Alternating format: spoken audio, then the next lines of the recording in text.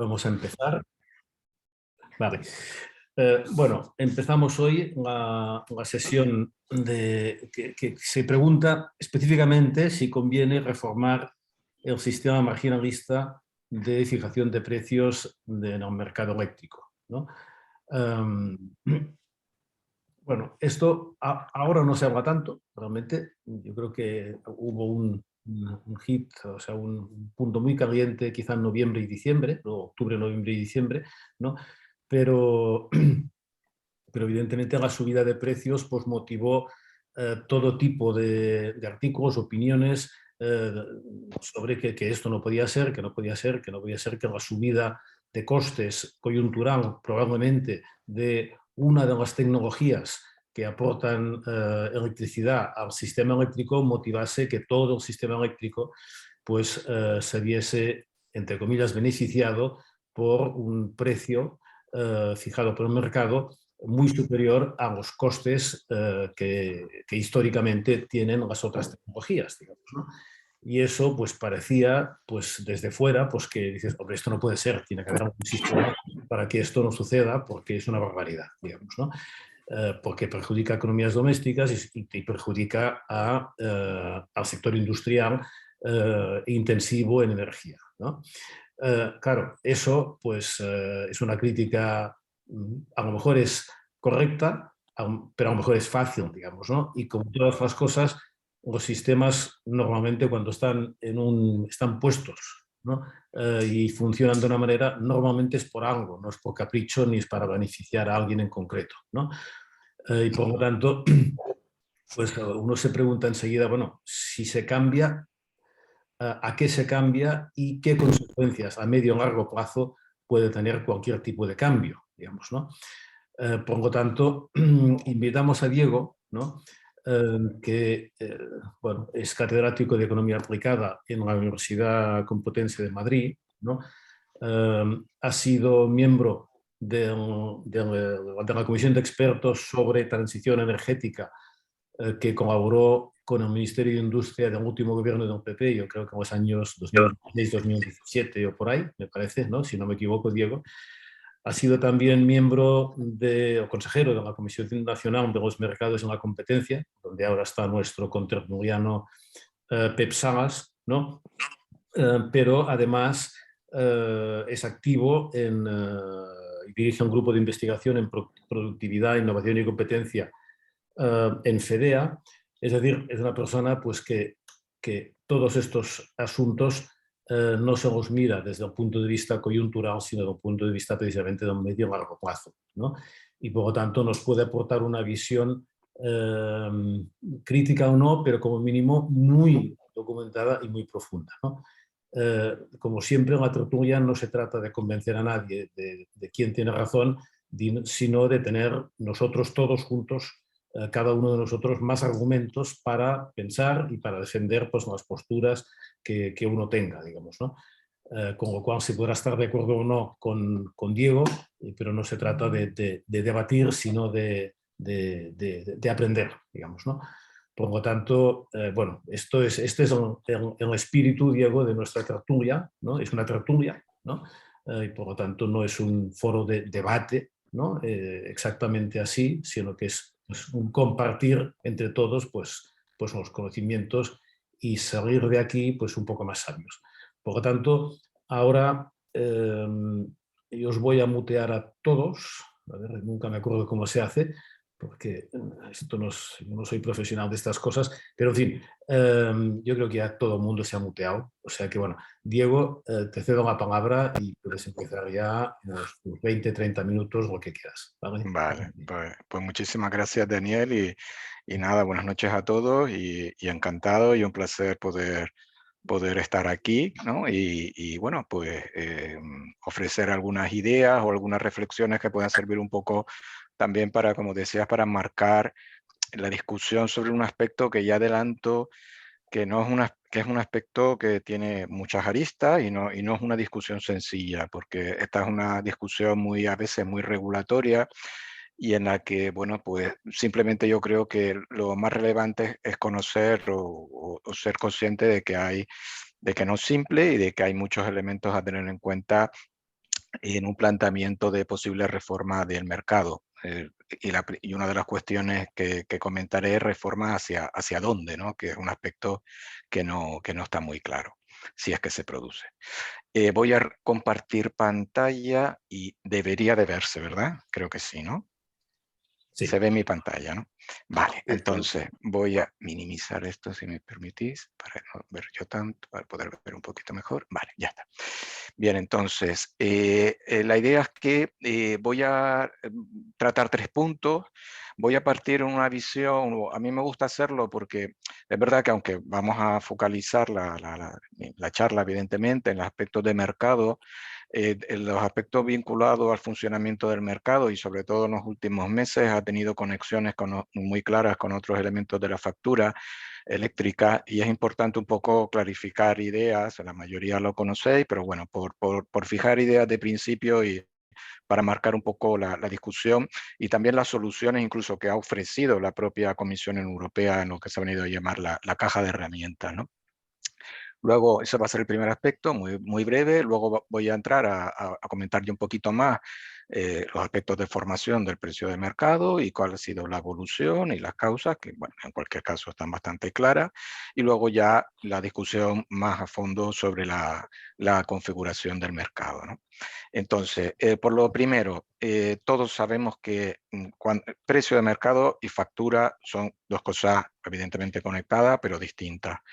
La factura, todos sabemos que tiene 4 componentes, el precio de la electricidad en el mercado. Ya veremos qué es esto del mercado, porque realmente deberíamos de hablar de mercados, aunque hay unos más importantes que otros, evidentemente, donde todos sabemos que se negocia en euros megavatio hora, aunque la energía, aunque para nosotros en nuestros hogares, no para una empresa, obviamente, sobre todo si es de tamaño mediano o grande, la unidad relevante sería el kilovatio, pero bueno, nosotros para tener una referencia, un consumidor doméstico consume torno a 3 megavatios hora al año. 3, es verdad que algunos, Facua, por ejemplo, utiliza 4 y pico, 4,2. La CNMC, por ejemplo, siempre ha utilizado 3 como estándar de un hogar. Y estamos hablando de mercados diarios e intradiarios, que comentaremos son mercados europeos y también otros tipos de mercados de negociación a largo plazo.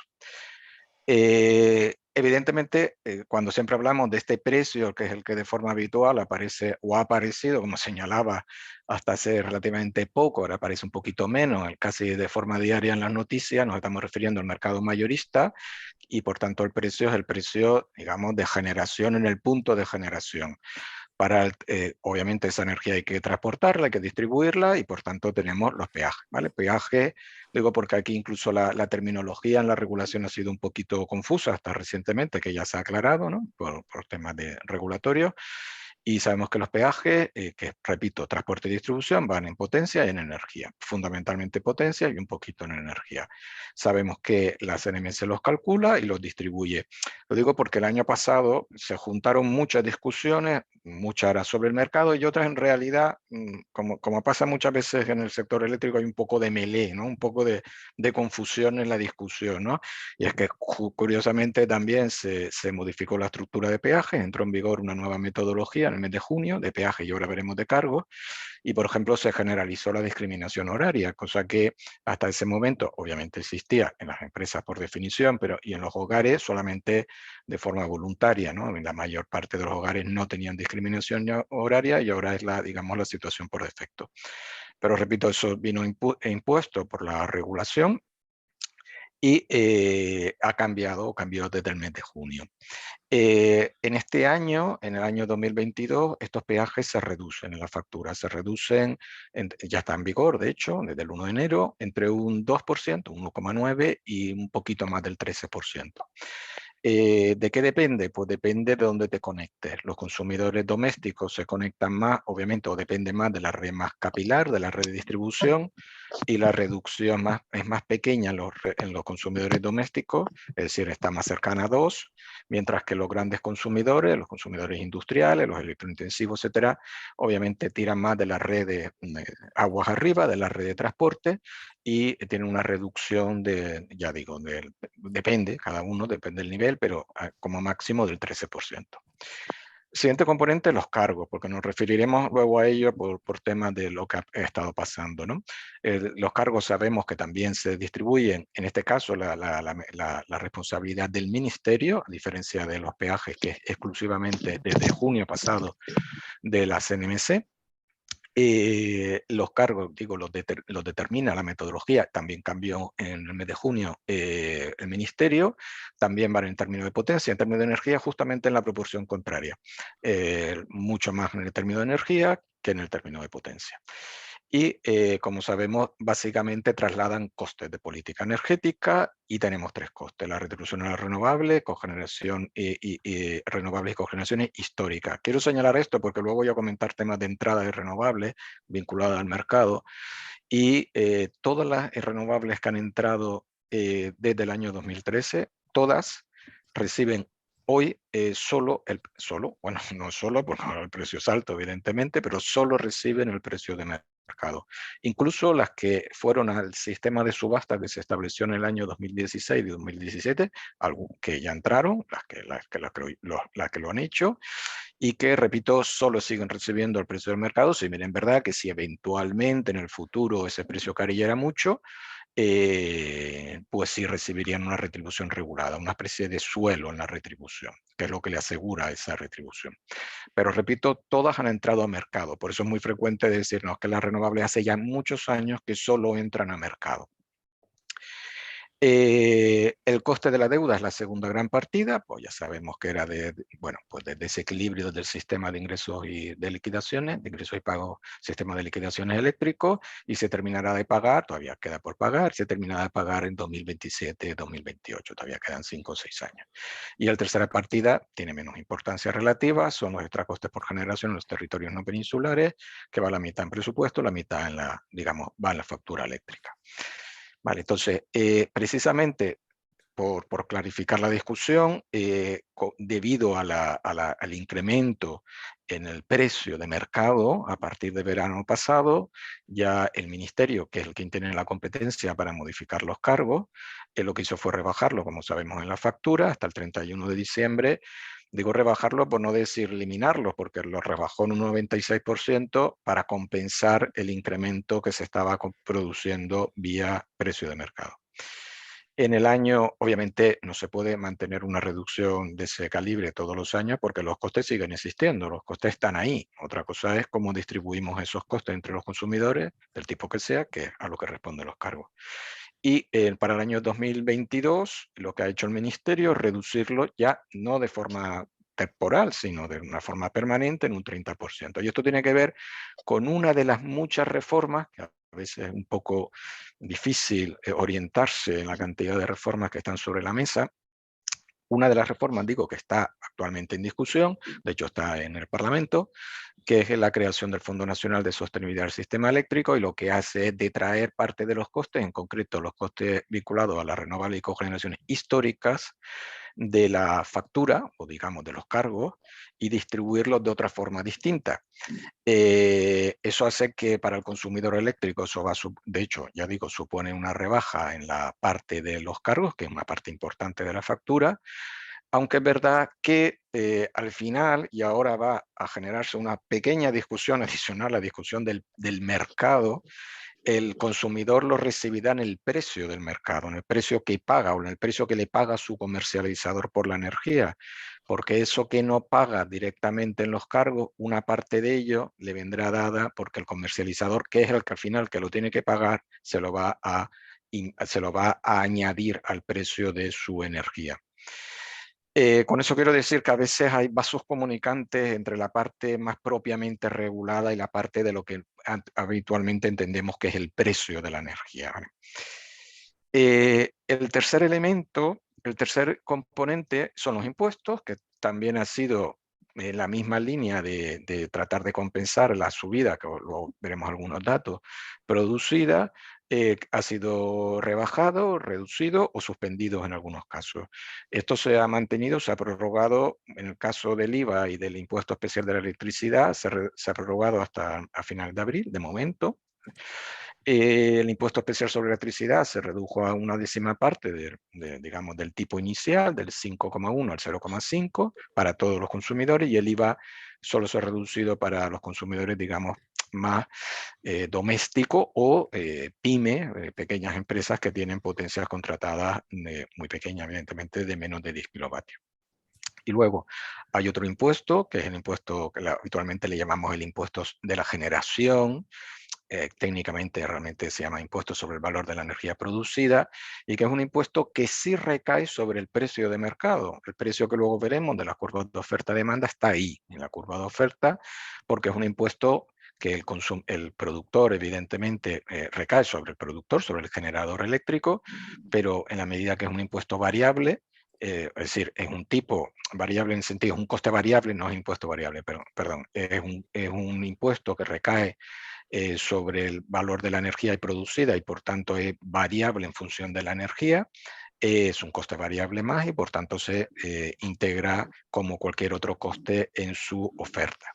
Por tanto, es un impuesto que tiene una repercusión directa sobre el precio de mercado, y precisamente para reducir ese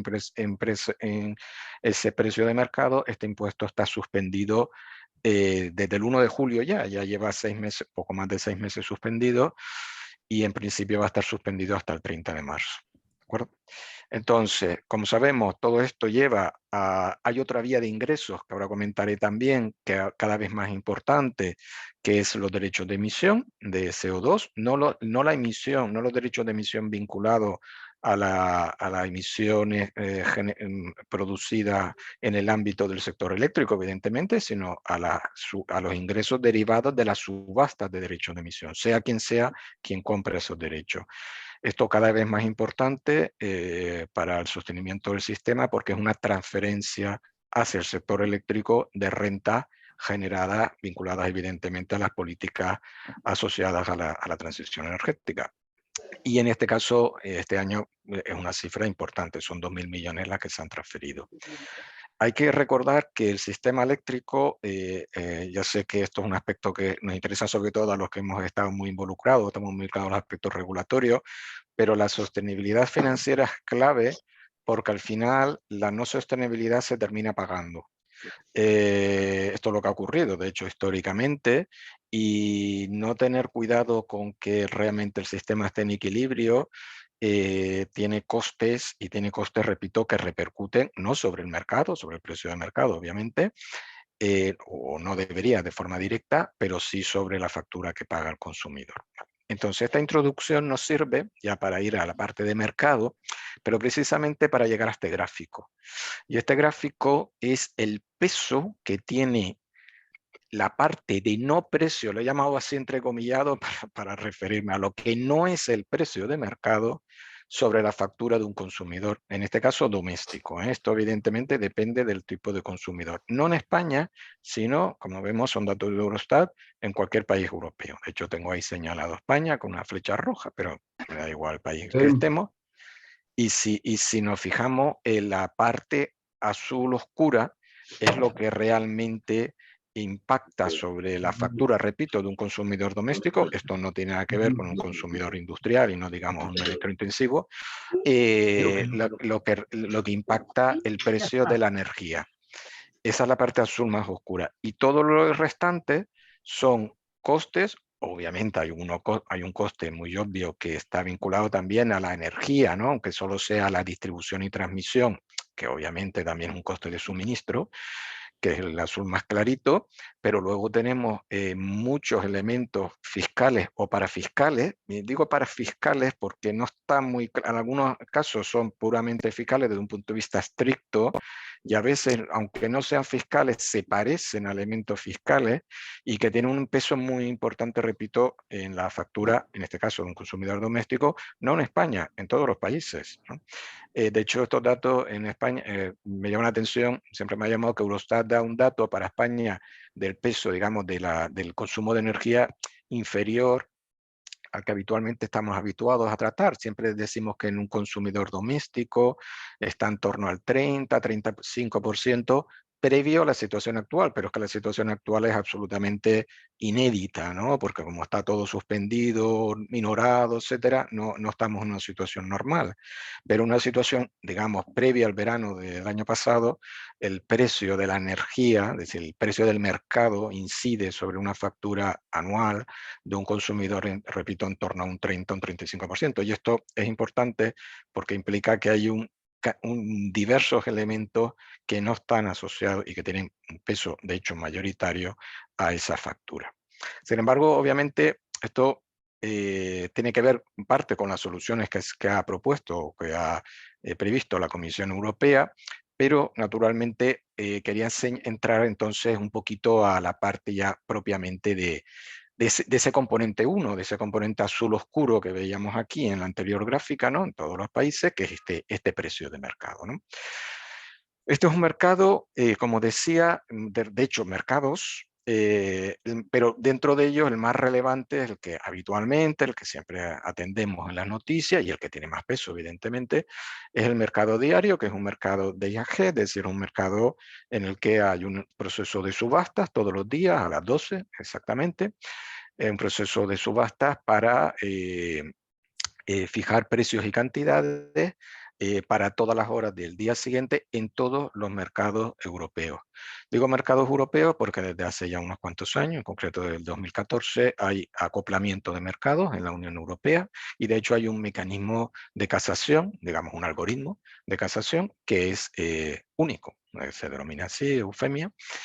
Esto se le denomina acoplamiento único diario, a la parte del mercado, repito, diario, mayorista, y la idea básica es que casar o que entren en el equilibrio del mercado las unidades con menor coste de producción y por tanto lo único que hacemos es ordenarla en función de cuál es el coste de la oferta transmitida en el mercado, ¿no?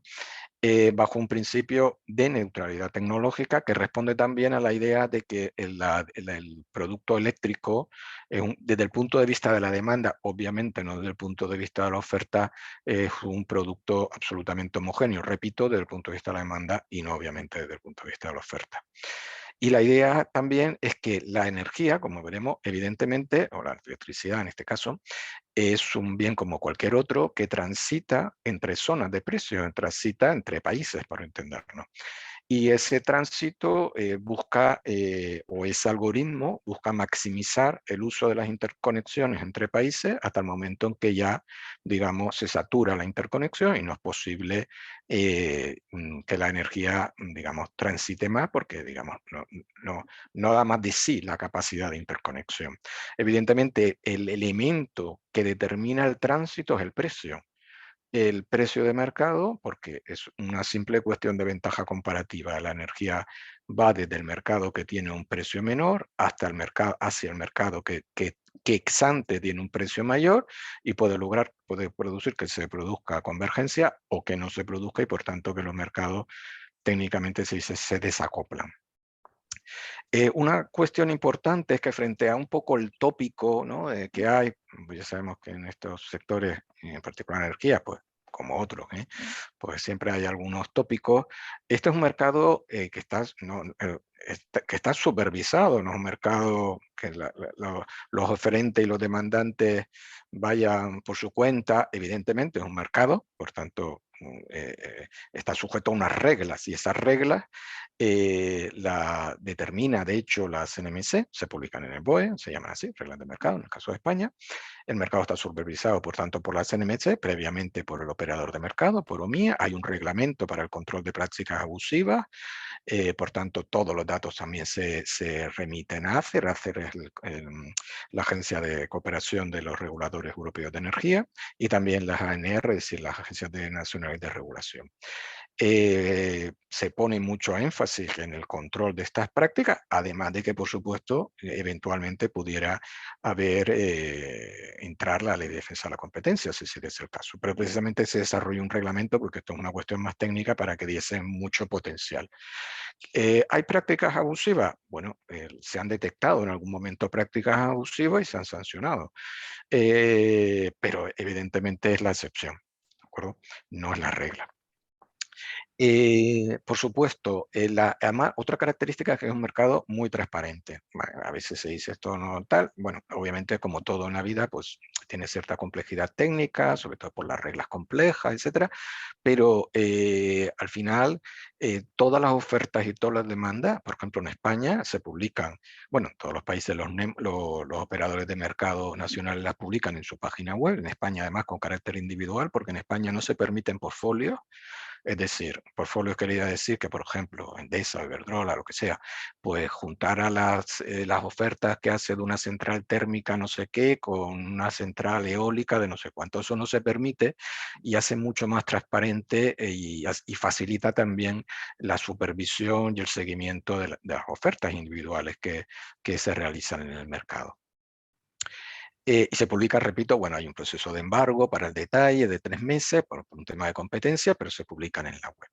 Como sabemos, el mercado es marginalista, es decir, el mercado al final se configura como un mercado donde el precio viene determinado pues, digamos, por el cruce entre oferta y demanda, y es un precio que sabemos que es homogéneo en el sentido de que es un precio único sobre el que retribuye a todas las unidades oferentes que están por debajo de ese precio de casación. Se ha discutido en esta discusión también en los últimos meses sobre precios máximos y mínimos. A ver, esto depende cómo se quiera entender. Siempre ha habido precios máximos y mínimos, pero digamos, básicamente son instrumentales. En España, curiosamente, había un precio máximo. Esta era una regla en España que difería de lo que era la norma en Europa y de hecho se modificó, había que modificarla, digamos, no había mucha prisa. Curiosamente, hasta verano, que se modificó el precio máximo, desde siempre era 180 euros megavatio hora, y todos, yo el primero, decía, bueno, tampoco tiene importancia porque nunca llegaremos a 180 euros megavatio hora. De hecho, nunca nos habíamos ni acercado a ese precio. Repito, se modificó no por lo que luego ocurrió a partir de verano, sino porque había que modificarlo. Era un requerimiento de que ese precio y está ahora mismo en 3.000. Repito, es básicamente instrumental, salvo que, bueno, se produjese una especie digamos, de falta de energía, ¿no? Entonces eso supone que 3.000, esta es la teoría, ¿no? El 3.000 sería el precio que un precio aceptante estaría dispuesto a pagar por la falta de energía, ¿no? Es lo que se llama el valor de la energía no suministrada, pero repito, esto es más teórico que otra cuestión y evidentemente nunca nos hemos acercado, ni de lejos, obviamente, a esos niveles. En esta configuración, los ciclos marcan el precio de casación directa o indirectamente. ¿Por qué digo indirectamente? Porque a veces también se escucha, no, realmente son las hidráulicas. La hidráulica, cuando digo hidráulica, hidráulica bombeo, en el sentido de que el bombeo también es hidráulica, al fin y al cabo bombear y luego turbinar cuando dejas caer el agua, ¿no? Y esto es lógico, es así, porque cuando vamos a este grafiquito, este gráfico lo saca todos los meses en el informe OMIE, en el informe mensual, este es el del último, el de diciembre bueno, el último mes, el mes pasado, y vemos que hay muchos puntos azules, y los puntos azules, las horas de los 31 días del mes de diciembre, donde fue una hidráulica la que marcó justamente el marginal. Pero que sea la hidráulica o el bombeo es el marroncito claro, que sea la hidráulica no quiere decir que ese precio no esté determinado por el ciclo o la térmica, digamos. Digo ciclo y no carbón porque es muy raro ya, luego veremos que el carbón entre en el sistema, ¿vale? Pero bueno, básicamente ciclos combinados actualmente. Y esto, repito, está determinado en el fondo por el ciclo combinado, aunque sea la hidráulica, porque la hidráulica, como siempre, lo que hace, obviamente, es maximizar el valor del agua embalsada en función del costo de oportunidad, y el costo de oportunidad viene determinado por la energía a la que desplazas en ese momento, que, repito, sería marginalmente un ciclo.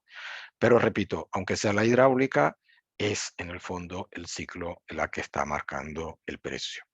¿Y qué precios? Pues efectivamente nos encontramos, todos lo sabemos, en un entorno inédito. Cuando digo inédito, es que jamás hemos visto precios en el mercado ni remotamente parecidos a los actuales. El precio del mercado eléctrico, de hecho, ahora veremos medias anuales, evidentemente hay volatilidad intradía, largo de los meses, etcétera, pero no es exceso, a ver, tiene una cierta volatilidad, pero digamos, estos son medias mensuales y tiende a situarse en torno de 45 o 50, históricamente, 45, 50, un poquito más, un poquito menos, ¿no? Depende de la excepcionalidad de los años. El año pasado, perdón, el año 2020 fue excepcionalmente bajo, evidentemente por el COVID, pero esa ha sido la tónica y ahora pues hemos ido a precios que evidentemente cuadruplican los precios observados históricamente. La cuestión aquí clave es si esto pensamos que es estructural o no. ¿Vale? Yo sinceramente creo que no. No hay ningún argumento para pensar que esto es una especie de histéresis, bueno, histéresis cuando hay un cambio del nivel de la variable, ¿no? Y que nos vamos a colocar en precios persistentemente altos. Vuelvo a la factura, porque evidentemente estos precios no implican, dado la estructura tan peculiar de la factura del consumidor eléctrico, sobre todo, repito, del pequeño consumidor, porque esto no es así, o es mucho menos intenso o mucho menos cierto cuando vamos a consumidores más intensivos en el uso de la electricidad, pero yendo al pequeño consumidor, al consumidor doméstico o pequeña y mediana empresa, lo que tenemos un dato reciente de hace un par de semanas de CaixaBank Research, que lo que hizo fue, bueno, pues vamos a ver si también un poco motivado por la promesa esta que todos conocemos de ver si se cumplía, que la comparativa con el 2018, si había variado, si era, como era, razonable, era semejante el nivel de precios, pues lo que se hizo CaixaBank pues fue, bueno, por la factura. La verdad es que es muy interesante porque tiene, bueno, no dicen cuántas facturas lo han hecho, con cuántas facturas, lo han hecho con todas, pero no sé si son 300.000 o 3 millones, pero vamos, un número de facturas muy elevada comparando cuál ha sido la evolución del precio en el mercado regulado y no regulado. ¿Vale? En el mercado, claro, y pasa lo que ya preveíamos, se produce un fenómeno curioso, y es que la factura de un consumidor en el mercado libre, en el mercado no regulado, ha caído en el 2021. Fenómeno curioso, pues ¿por qué? Porque refleja que parte de los consumidores están, no digo aislados, pero mucho menos dependientes, o son mucho menos dependientes de la volatilidad o de los cambios en el mercado que hemos estado viendo en los últimos meses. Y de hecho, repito, en el gráfico de la izquierda están los consumidores domésticos en el mercado libre y además en la mediana, en el percentil 90 y en el percentil 10, es decir, son percentil de gasto, ¿no? Digamos, pequeña factura, factura mediana, factura alta. En todos los casos ha caído. En el caso de la PVPC, claro, ya ha caído, repito, porque tienen un precio de mercado del que están, digamos, de alguna forma un poquito más aislados, porque tienen contratación a plazo o con contratos más largos, y sin embargo se han beneficiado de la caída de todos los elementos que estaban diseñados para compensar el aumento del precio en el consumidor del PVPC fundamentalmente, que es el que tenemos en la derecha, que es el que está más sujeto, digo en el mercado doméstico, que es el que está más sujeto a la variabilidad del precio de mercado, porque ahí sí que tiene un impacto directo. Entonces, al final, claro, nos encontramos como con dos situaciones distintas, aunque incluso en el PVPC los consumidores que consumen poco, como básicamente es fijo, obviamente no sé, su consumo, digamos, tiene poca parte del término de energía, pues lógicamente la repercusión del incremento del precio es menor y en cambio se han beneficiado de la reducción de los impuestos y de los cargos, como el resto de consumidores. Bueno, entonces, esto es simplemente para hacer referencia a que el impacto del precio en la factura, que al final lo que le llega al consumidor puede ser un poco confuso. Repito, doméstico. Por otro lado, estos precios fluctúan, evidentemente. Yo puse una media mensual, pero si vamos a un mes, por ejemplo, al mes pasado, mes de diciembre, pues obviamente en el gráfico de la izquierda tenemos para cada día, de los 31 días, ¿cuál es la media? Es una media aritmética. Y luego tenemos el precio mínimo y máximo. ¿Y de qué depende la fluctuación? Pues ya lo sabemos, depende fundamentalmente de lo que llamamos el hueco térmico. El hueco térmico no es otra cosa que, si vamos en el gráfico de la derecha, ver cuánto espacio queda para, para la térmica no nuclear, porque claro, podríamos decir que la nuclear también es térmica, pero bueno, de otro tipo. Entonces, en el gráfico de la derecha tenemos que ese hueco, que es la parte gris, obviamente depende fundamentalmente de la entrada de la eólica, en la práctica de la eólica. Hay otros elementos también, la hidráulica, evidentemente, puede llover menos o haber más turbinación, pero fundamentalmente de la eólica. También es verdad que la parte amarilla es la solar y en mes de diciembre obviamente la solar pesa, pues, obviamente pesa mucho menos que si esto lo pusiera para el mes de julio. Pero en el momento en que la eólica cubre mucho hueco o deja poco hueco térmico, como lo queramos ver, pues al final obviamente el precio cae de forma sustancial. Hay que pensar que esta parte, este gráfico de la derecha, está cambiando muy rápidamente por la entrada de renovable que se está produciendo en el sistema. De hecho, esta es la estructura de generación en España, cómo ha evolucionado, y fijémonos, hay dos partes, digamos, dos cosas significativas. Lo más relevante es que sale el carbón, y sale el carbón no por una decisión regulatoria, el carbón sale porque el carbón es expulsado por el mercado. ¿Vale? Luego, obviamente, en la medida en que es expulsado, ya las empresas deciden centrar las centrales térmicas de carbón, pues porque no les sale a cuenta, ¿no? Pero no es un fenómeno de que el ministerio, por decirlo claramente, ha querido cerrar la central de carbón. Es estupendo porque evidentemente reduce las emisiones de forma masiva, yo diría, de forma muy importante. El principal driver, de hecho, de reducción de emisiones en los últimos años, sin duda, es el cierre del carbón. Pero repito, no es un fenómeno puramente de mercado, vinculado, como ahora veremos, al coste de los derechos de emisión. Obviamente, parte del hueco que ha dejado el carbón lo ganan los ciclos, que de hecho los ciclos venían operando muy poquito y en situaciones de pérdida durante unos cuantos años, muchos ciclos, digamos, de hecho habían pedido de forma recurrente en algunos casos el cierre, salirse, porque no operaban. Y repito, el ciclo. ¿Y cuánto pesa? Bueno, y ahora se da, la última barra de la derecha es el año 2021. ¿Y cuánto pesa ahora mismo? Pues en el año 2021, sí, la red eléctrica ha adelantado que la eólica va a ser la primera fuente por delante de la nuclear, cosa que yo recuerde, creo que nunca lo ha sido, como dato anual, no un día concreto, evidentemente. Y luego los ciclos, la cogeneración y el carbón, para entenderlo, lo térmico, dejando nuclear aparte, está en el 27,8. Digo la cogeneración porque no debemos olvidarnos que la cogeneración en gran medida es gas. ¿Vale? Es decir, evidentemente la cogeneración, lo que ocurre es que hay una cogeneración que está un poco lioso, pero que está en un sistema regulado, y hay otra que ya ha salido del sistema regulado. ¿Vale? Entonces, hay dos situaciones, pero gran parte de la cogeneración, una parte importante, utiliza gas. Y luego, repito, el carbón es puramente marginal. Si os fijáis en la parte de último gráfico, ya que ni se aprecia, bueno, casi no se aprecia la parte hacia marrón que sí se aprecia en los anteriores gráficos. Como decía, la electricidad transita y por tanto esto es importante porque el driver de esa, la variable que se utiliza para saber cómo transita, el sentido del tránsito, obviamente son los precios que se marcan en los dos lados de la frontera, en este caso entre España y Francia, donde obviamente hay momentos de importación, hay momentos de exportación. En este caso son datos del 20, perdona, pero no tenía el dato completo del 21, pero bueno, es la misma idea.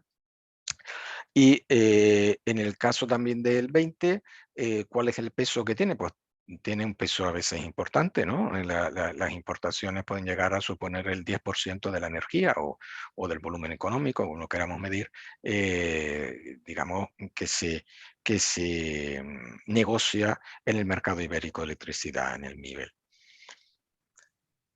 Vale, entonces, estamos hablando del mercado diario, luego hay otros mercados, que no voy a entrar evidentemente, pero que añaden precio, no son objeto de discusión. A veces sí, digamos, porque las condiciones son muy peculiares de cada uno de ellos, pero es una discusión, digamos, si lo queremos ver, decir así, más del regulador, pero cuyo impacto sobre la factura o sobre el precio final es relativamente pequeño. En el 2020 eran 5 euros frente a 35 del mercado diario. Claro, pero el 2020, repito, es que el mercado diario terminó siendo muy bajo, obviamente, la media, por las circunstancias del COVID, y evidentemente esos 5 euros no es lo mismo si estamos hablando ya de un mercado que está en 113, ¿no? Pero generalmente, repito, son unos 5 euros. Es verdad que ahí no hay discusión, o si queremos verlo así, sí es una discusión, pero más de detalle, ¿no? Sobre cómo deben de ser la entrada, no sé, en restricciones técnicas o en reserva de potencia subir. Pero repito, no tiene demasiada importancia cuantitativa, ¿no? Pero sí la tiene las ventas a plazos, o la debería tener. Las ventas a plazo se producen a veces en mercado organizado, a veces en mercado no organizado, y por tanto son muy bilaterales. Están en torno a un 30% de la energía que se negocia, o perdón, que se demanda en el programa, bueno, lo que se llama el programa diario de base de funcionamiento, perdona, digamos, en el día a día, hora a hora. Aproximadamente un 30% de la energía viene de ese tipo de contratación. Es verdad, y para mí esto es uno de los problemas que ha habido en España, es que las compras a plazo tradicionalmente han tenido poco peso relativo en relación con otros países de nuestro entorno. Luego comentaré algo más de esto al final. Aunque creo que esto debe de variar, y desde luego las circunstancias actuales apoyan eso en el futuro. Entonces, como decía, por reflejar un poco más la situación absolutamente anómala que estamos registrando, esta tabla desglosa un poquito más cuál es digamos, la distribución en términos de porcentajes de hora por intervalos de precio en distintos años. Simplemente, vámonos a la última columna. De forma, digamos, en la mayoría de años, por ejemplo, en el 2018, en el 2019, 2020, el porcentaje de horas en los que el precio marcó, de todas las horas, de las 8.740 horas del año, que marcó precios superiores a 90 fue directamente cero. Y si vamos a periodos anteriores, bueno, en algún momento, en el año 2017 un 1% de las horas, y en todos los años 2012, 2016 un 0,45. Sin embargo, en el año pasado fueron la mitad de las horas, 49,4%. Y el 60% de más de 80 euros. Por tanto, nos encontramos con una, digamos, con una distribución estadística, si lo queremos ver así, del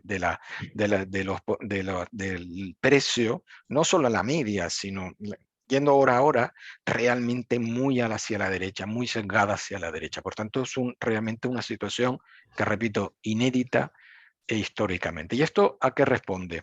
Responde, para mí, bueno, para mí yo creo que hay bastante consenso, ¿no? Pero yo sí me gusta ponerlo como que hay factores de largo y factores de corto. Si lo queremos ver así, factores más de estructura, factores más de coyuntura. Sabiendo que la coyuntura, como siempre, no tenemos la bola de cristal y no sabemos cuánto va a durar, pero desde luego no es un factor estructural. El factor estructural, que es importante y yo creo que no, a veces se le presta menos atención de la que debería, es el impacto que tiene el refuerzo de la ambición climática de la Unión Europea. Como sabemos, el Plan Verde Europeo, European Green Deal, y en su última, digamos, vuelta de tuerca o su plasmación en la comunicación de Fit for 55 de antes de verano pasado, ¿no? Al final, todo esto, junto a ya fenómenos anteriores, porque no es que sea de verano pasado, ni mucho menos, está conduciendo a unas expectativas repito, en la que los agentes se adelantan y están generando un incremento del precio de los derechos de emisión de CO2, que ahora veremos que evidentemente repercuten de forma muy importante en el precio de la electricidad. Pero el elemento fundamental, debido a la configuración de cuánto se emite y cuánto se necesita de gas, es evidentemente, sobre todo en las centrales térmicas, es el encarecimiento de los productos energéticos en general, gas y petróleo, pero evidentemente en el caso del mercado eléctrico, gas, porque recuerdo que petróleo, obviamente derivados del petróleo, solo se utilizan en alguna cogeneración en el territorio peninsular, y en el territorio insular, por ejemplo en Canarias, yo soy canario además, se utiliza para las centrales térmicas derivadas del petróleo, ¿vale? Pero no tiene, son un sistema regulado y es distinto. Fundamentalmente el gas.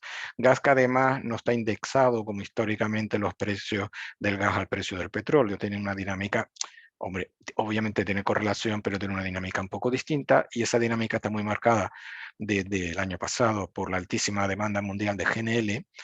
Esto lo que era el driver fundamental, sobre todo, digamos, a partir del verano, y por supuesto últimamente por las tensiones geopolíticas, que todos somos conscientes, ¿no? El tema de Rusia, Ucrania y todo lo que se mueve ahí. Bueno, esto simplemente para reflejar de qué estamos hablando, y por tanto el precio del gas, que habitualmente estaba a 15-20 euros megavatio hora gas, bueno, 15-20 digamos media, ¿no? El año 2020 terminó en 10, pero verás que el año 2020 es un dato atípico a la baja, ¿no? Pues ahora está en 80, se cuadruplica. Y la expectativa que había era hasta marzo, era a partir de marzo-abril, empezar digamos, la reducción de ese precio. Eso también estaba ligado al tema de almacenamiento, etcétera. Pero bueno, esto yo no me atrevería a decir nada, sobre todo porque las tensiones geopolíticas son de difícil predicción. Y la parte de la derecha, por supuesto, el precio del CO2, que tenemos, que esto, así como el de la izquierda, digamos, ese movimiento puede ser revertido, o cabe esperar que sea revertido, hasta qué niveles y en qué tiempo, bueno, esto es lo que es la duda, pero el de la derecha me temo que no va a ser revertido, porque el precio del CO2 va a seguir marcando precios iguales, a lo mejor un poco inferiores, pero luego no muy inferiores, y en todo caso probablemente superiores a los que han venido marcando hasta ahora, porque hay que recordar que el ETS se amplía a la residencial y al transporte por carretera, al transporte marítimo, al transporte aéreo, etcétera, y eso va a presionar, obviamente. Vale, entonces en todo esto se produce la discusión sobre la configuración del mercado. Es curioso porque la discusión existía, pero existía en unos términos distintos. Generalmente la discusión, hasta recientemente, ha pivotado sobre si el mercado, como es un mercado de corto plazo, estoy hablando del day ahead, ¿no? Del mercado diario, como es un mercado de corto plazo, si da señales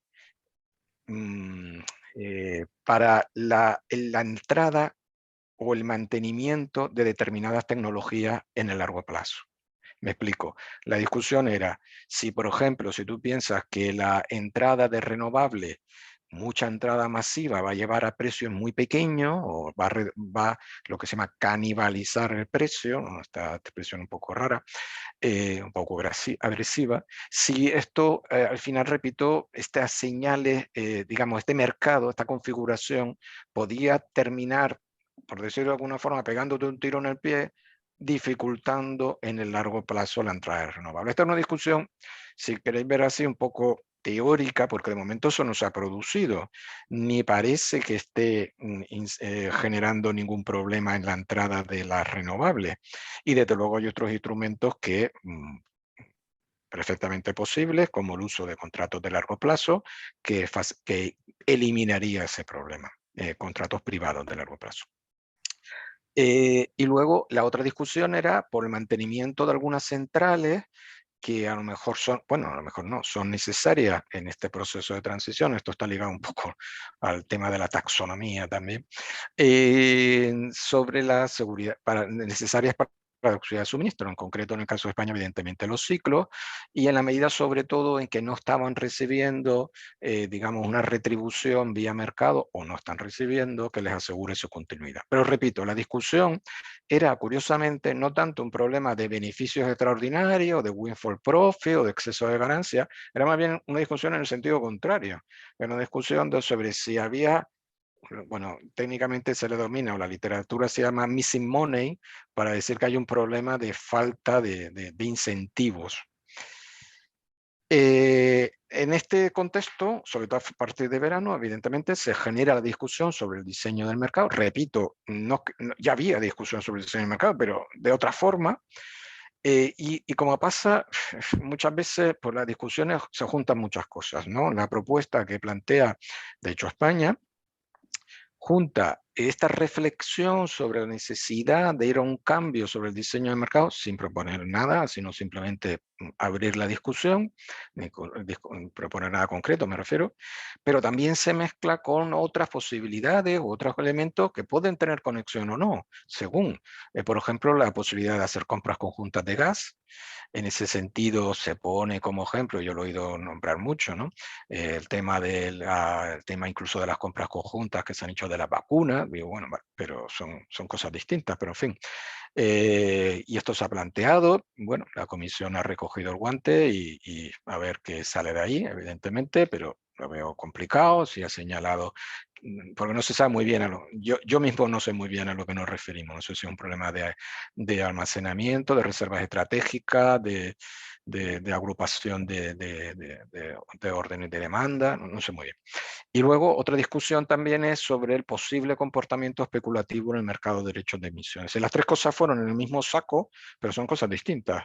¿Vale? Posible comportamiento especulativo en el mercado de derechos de emisión. De hecho, ahí no voy a entrar, pero ya hay un informe de la ESMA, que es como, digamos, la CNMC, perdón, la CNMV europea, que es evidentemente el mercado ETS es un mercado financiero y por tanto está recogido, está sujeto a la regulación del supervisor financiero. Ya se ha pronunciado en ese sentido acerca de que no existe tal comportamiento especulativo. Pero repito, se han introducido estos tres elementos. Entonces, esta discusión sobre cambiar o no el mercado, la realidad, por lo menos por lo que yo conozco, y bueno, algo conozco del tema de reguladores, no ha estado en los reguladores nacionales de energía y tampoco en los reguladores europeos. Es decir, antes hice referencia a ACER. ACER hace continuamente trabajo, documentos de trabajo sobre múltiples aspectos de la regulación, pero hasta ahora nunca, salvo el que ahora voy a comentar, ha entrado en si realmente hay que cambiar el mercado marginalista.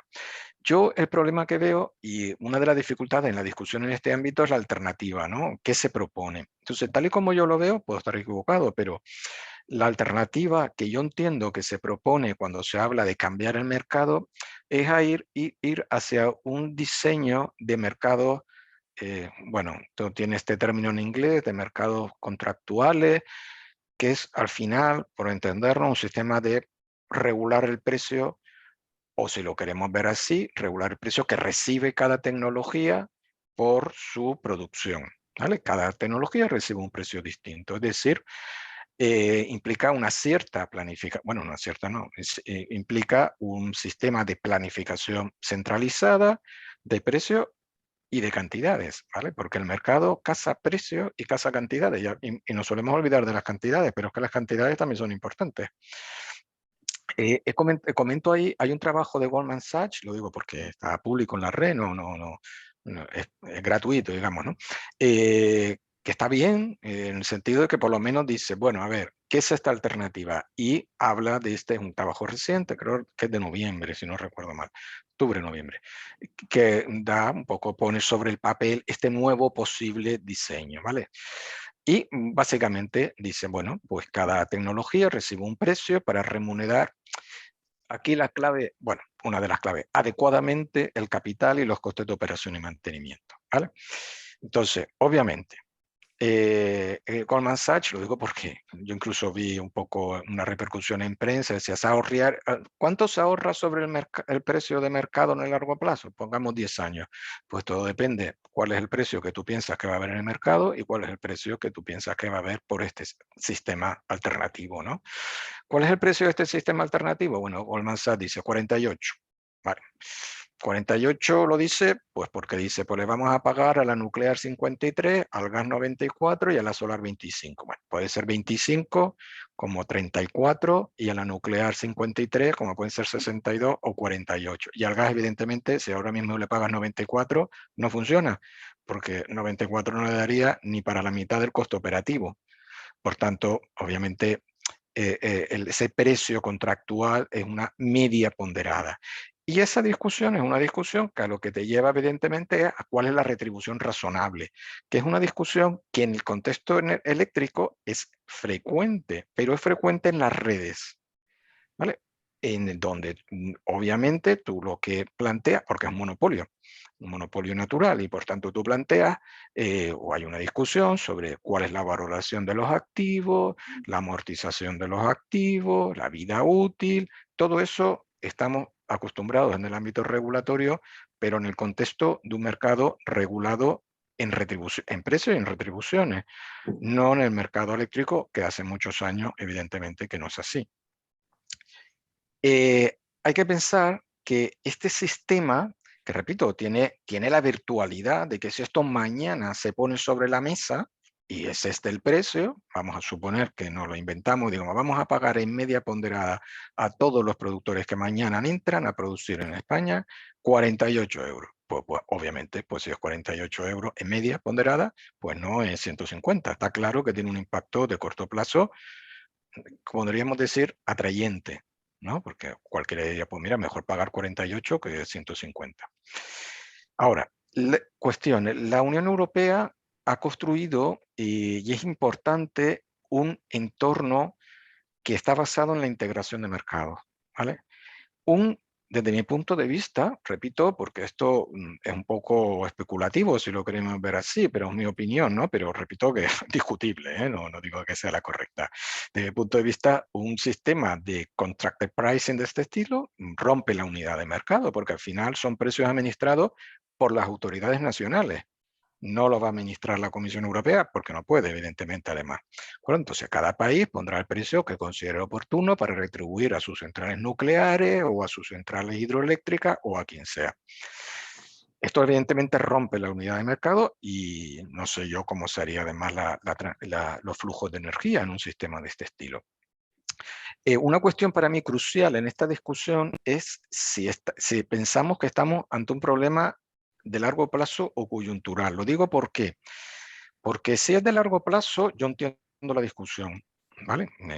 Si el problema es que efectivamente hay un cambio estructural en el sector eléctrico, entiendo que haya que hacer algo en el largo plazo. El problema es que si es coyuntural, desde mi punto de vista, cualquier cambio en el diseño de mercado, pensar que no requeriría años, creo que es un poco, no sé cómo decir, inocente.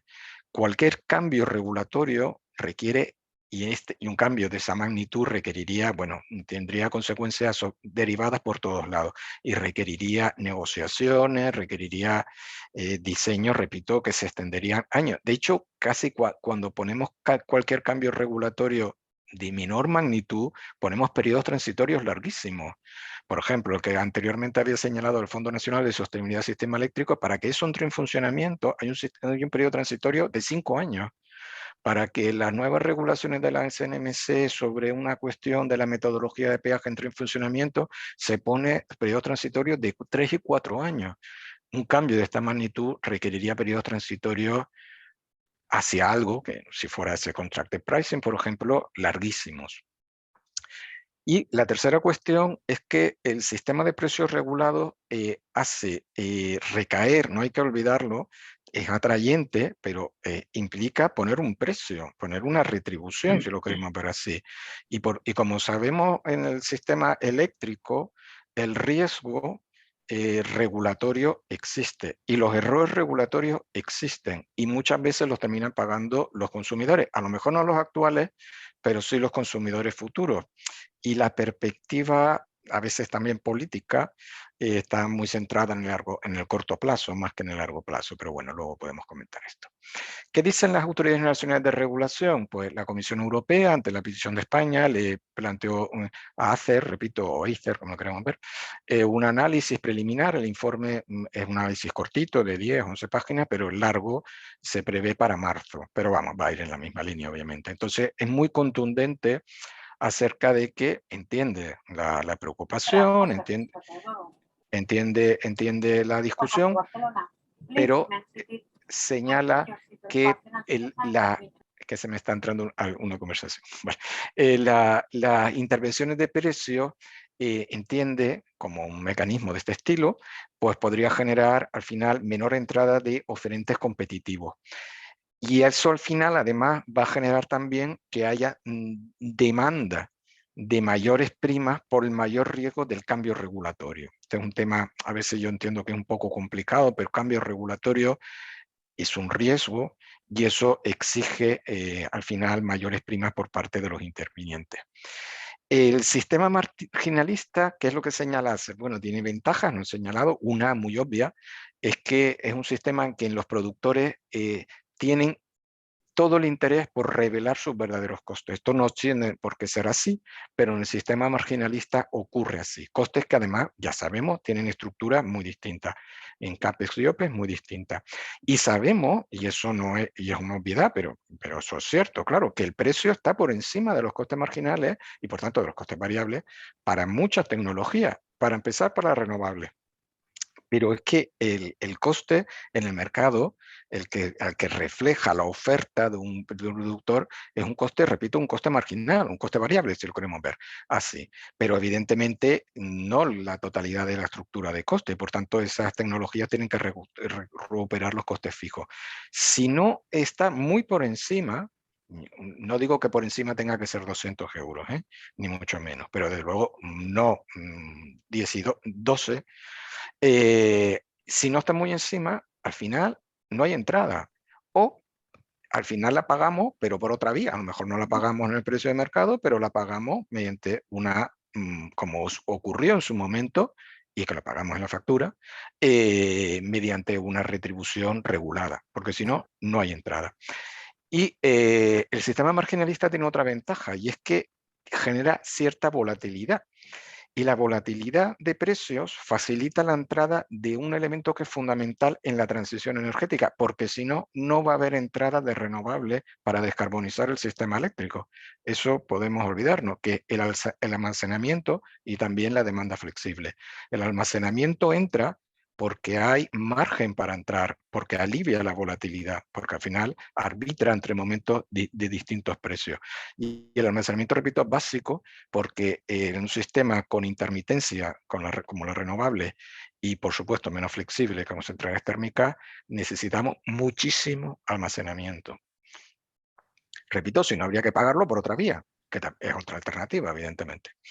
En la Unión Europea, entonces, cuál es el tránsito que tenemos en este periodo, ¿no? ¿Cómo transitamos entonces en esta situación? Bueno, la Unión Europea planteó, bueno, debido a ese gráfico que puse al principio, en el que las partes no precios son tan potentes, mira, tienen bastantes instrumentos para actuar sobre la factura, no sobre el precio de mercado, sobre la factura, enfatizó mucho sobre todo el tema de vulnerable, y eso es verdad que el gobierno español, el ministerio, ¿no? Que al final que lo ejecuta, pero digamos, pues ha tocado todos los palos. Realmente redujo los impuestos, redujo los cargos y ya más aumentó el bono social, más ahí no podía ser.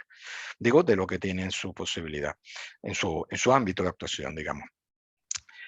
Como decía, yo en esto, de hecho, esta es una opinión personal ahora mía, ¿no? Que no tiene por qué compartir nadie. Yo creo que si hay un problema temporal y hay un problema de equidad. Lo digo por lo de los beneficios extraordinarios y por el windfall profit y por toda esta idea, ¿no? Yo soy partidario de que haya intervenciones, que se discutan las intervenciones temporales. Yo me gustaría que la Unión Europea o la Comisión Europea hubiese sido más contundente. Hay una carta también, no es muy favorable. Pero es verdad que las intervenciones temporales que transfieran renta, que es una solución no de mercado, lo quiero decir así, es una solución post-mercado, que es lo que planteó el gobierno español en un Real Decreto Ley en el mes de septiembre, pero bien hecha, porque claro, si lo haces deprisa, el problema es que luego lo tienes que modificar, como pasó en el mes de octubre. Y al final, pues digamos, has perdido un poco, por decir la bala, ¿no? Has perdido un poco la oportunidad, ¿no? Yo creo que no es sencillo, tienen que estar bien diseñadas, por eso las prisas no son buenas consejeras, tienen que ser proporcionadas. En teoría no debe de alterar la eficiencia en el funcionamiento del mercado, desde mi punto de vista. Identificar rentas extraordinarias ha sido discutido, no en España, ha sido discutido en otros contextos, porque esto es el famoso windfall profit tax, Y, por ejemplo, en Estados Unidos, y vinculado al precio del petróleo, también fue discutido en su momento en la administración Carter hace muchos años, y luego incluso Obama lo presentó como una propuesta, aunque luego no salió, ¿no? Es decir, que esto no es una discusión que solo haya ocurrido, pero identificar rentas extraordinarias no es sencillo. Tratar de hacerlo como se hizo a través del precio, tal, bueno, luego se vio que tenía muchas más complejidades de las que podía preverse. Hay una complejidad o un elemento, y es que cuando se extrae renta, quieras que no, generas un cierto riesgo, ¿no? Porque al final estar detrayendo una parte, digamos, de exceso de beneficio, llamémoslo así, pero también hay situaciones de pérdida y eso no se reconoce, ¿no? Repito que hay operadores que han funcionado bajo situación de pérdida porque no se les ha permitido la salida al mercado durante un cierto tiempo. Y además hay que hacerlo con cuidado porque no queremos lesionar el objetivo. El objetivo es descarbonizar y es descarbonizar todo el sector eléctrico. Si no es decir, lo más fácil, bueno, esta ya es otra opinión personal, evidentemente, casi lo más fácil de descarbonizar de todo es el sector eléctrico, porque sabemos cómo hacerlo. Hay otros, si me preguntáis el sector industrial, pues tendría mis dudas, u otros, ¿no? Pero de todo el sector eléctrico por lo menos sabemos, un problema de plazo, de tiempo y de incentivos. Y los incentivos tienen que estar muy, muy bien alineados. Y es descarbonizar todo el sector eléctrico, porque no se cierra en 2030, no es el 74% que se planteó en el PNIE para el 2030, es todo el sector. Y si no, claro, podemos poner en riesgo, repito, si no está bien diseñado, que tenemos que introducir un montón de renovables. Cuando digo un montón es que la fotovoltaica se tiene que triplicar, la del 2000, en 2030, y en 2030 está a la vuelta de la esquina, dentro de poco. Se tiene que triplicar la fotovoltaica para cumplir los objetivos de avance en la descarbonización. Esto no es descarbonizar el sector eléctrico, esto es avanzar. La generación eólica se tiene que duplicar. La generación termolar, según el PNIE, eso, bueno, se tiene que triplicar y el bombeo se tiene que duplicar. Estamos hablando de incremento y, por ejemplo, bombeo no ha entrado nada de momento y se tiene que aumentar en la misma magnitud que tenía hasta el año 2019. Nada adicional, me refiero. Por tanto, hay que tener mucho cuidado porque esto no entra solo, ¿vale? Desde mi punto de vista, los incentivos hay que tener muchísimo cuidado. Hay otra discusión, y ya voy terminando, que se confunde también o se mezcla, que es, por ejemplo, el caso de la hidráulica, ¿no? Que también ha generado quizás la que más, bueno, la nuclear también, pero la nuclear tiene otras derivadas también por protocolos, etc. La hidráulica,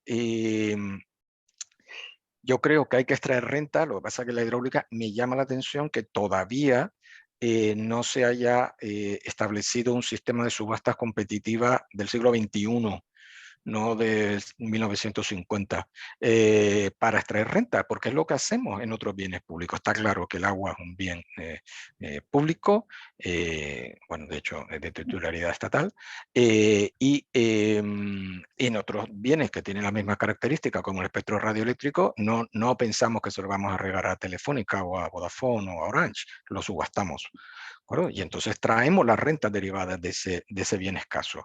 Pues todavía estamos sin eso. Y creo que la alternativa, obviamente, digamos, a ese sistema competitivo, cosa que me llama la atención que todavía no se vaya ya poniendo sobre la mesa, es usar una empresa pública de electricidad. Evidentemente esto genera beneficios a los contribuyentes, pero no cambia el patrón de generación, evidentemente, para nada, porque el patrón de generación, sea público o privada, va a ser el mismo. Y una discusión distinta que también se ha mezclado en este tema del diseño del mercado es el diseño de la tarifa, pero eso lo comento porque es una discusión distinta, que es el diseño de la tarifa regulada. Lo que pasa es que tiene una conexión porque el PVPC tiene entre su defecto, bueno, lo sabíamos desde el primer minuto, pero claro, no lo mismo en el año 2014, que es cuando comenzó a funcionar, que ahora. Es la transmisión directa del precio mayorista. Sobre todo justamente a consumidores para los que debería de estar regulado el PVPC, que es los consumidores vulnerables. Y por último, y ya termino, creo que hay un aspecto muy importante para mí, que es que tiene que generalizarse una cultura de compras a largo plazo por parte de las empresas, ¿vale? La verdad es que las empresas, desde mi punto de vista, repito, puedo estar confundido, hasta ahora no han recibido el precio de la electricidad como un riesgo. Al fin y al cabo, ¿por qué? Porque al fin y al cabo dice, ¿para qué me voy a ir yo a un mercado de largo plazo si al final me encuentro un 2020 que cierra a 30 y pico? Oye, como me haya ido a un mercado de largo plazo, pues pagado más, ¿vale? Que el precio actual. Y en general, pues al final con un precio entre 45 y 50, pues bueno, no tenías mucho incentivo para ir a mercados de largo plazo. Yo creo que esta es una cultura que va a ir cambiando o debería ir cambiando y de hecho hoy justo sale esta noticia, la he puesto ahí, pues bueno, pues ponerla porque es de hoy, de un precio, en este caso Telefónica, evidentemente estamos hablando de una empresa muy grande, no todas son así, obviamente, pero no tiene por qué firmar un PPA de estas características, pero empresas mucho más pequeñas pueden ir en mercados a plazo y asegurarse pagando la correspondiente prima de riesgo, sabiendo que esto es como pagar un seguro de vida. Pues obviamente, si no te mueres, pues podríamos decir, no está ejecutando, no está ejecutando, pero obviamente es un seguro y por tanto lleva una prima. Y como decía, esta cultura, yo creo, de asegurarse, de evitar las sorpresas derivadas de comportamientos, sobre todo en un mercado que va a ser más volátil, en el futuro creo que debería de generalizarse. Bueno, he señalado muchas ideas, dejo aquí ya de presentar, he señalado muchas ideas, pero bueno, creo que por lo menos abro el abanico de los aspectos que están en discusión o abro la mesa, ¿no? Para los aspectos que están en discusión, que repito son muchos. Muchas gracias. Muy bien, muchas gracias, Diego. Es una explicación detallada. Te pido ahora ya si podrás compartir con la presentación con nosotros. No sé si te es posible, porque entonces la mandaríamos a todos los asistentes para, por si quieren refrescar pues, los Sí, sí, conceptos que has ido explicando y tal y cual. Vale, perfecto, muchas sí, gracias. por supuesto, te lo envío. Vale, bueno. A ver, yo creo, Josep Ballart, tú tenías algunos comentarios un poco complejos. Y te No, sí, pediría bueno, que los expreses de viva voz en vez de yo transmitírselos a, a Diego. sí, También quizá hay algunos comentarios en el chat en catalán y otros en castellano. Los que vayan saliendo, por favor, ponenlos en castellano, así Diego, que los va viendo en su chat, pues le puede ser más fácil comprenderlo. Adelante, Josep. sí, bueno, no, yo te he hecho algunos comentarios a lo largo de la charla que te he dirigido a ti y de hecho eran algunos comentarios sobre algunas cifras que aparecían, ¿no? En un primero, ya yendo adelante hacia atrás, el tema del bombeo sorprende que haya cifras de duplicar o triplicar el bombeo que yo considero que es esencial para la transición, planteando horizontes del año 2030, cuando estamos en el año 2022, y los periodos de maduración de todos estos proyectos no bajan de 10 años. Es decir, que si hoy nos planteáramos hacer un bombeo en Cataluña, no lo haríamos en menos de 10 años. Y aquí da pie a que constantemente parece un poco que nos estamos haciendo trampas en el solitario y tarde o temprano los cadáveres mal enterrados no tardan en aparecer. Otro tema, por ejemplo, hablamos de, que te he comentado, es estamos hablando de integración de mercados en Europa como si realmente estuviéramos integrando cosas iguales y nos encontramos con un panegírico en Europa que hay diferencias por todas partes, hay diferencias con el mix de generación, nos encontramos diferencias como por ejemplo en la estructura de generación de precios. En Francia hay una cierta cantidad de energía generada por las nucleares que con el pretexto de que había una inversión pública en su construcción está topada a 60 euros. Por otra parte, hacemos comparaciones con transporte y distribución cuando los países hay características muy distintas. Por ejemplo, en Italia la empresa Trama, la distribución empieza fuera de las subestaciones, ya directamente en los apoyos de las líneas de media tensión, la baja no cuenta porque en muchos casos están los municipios y por ejemplo, tienes el caso de España, con Red Eléctrica de España, donde la distribución llega hasta tensiones de 110 y 132 kilovoltios, ¿no? Y contemplando parte de infraestructura en muchas subestaciones eléctricas.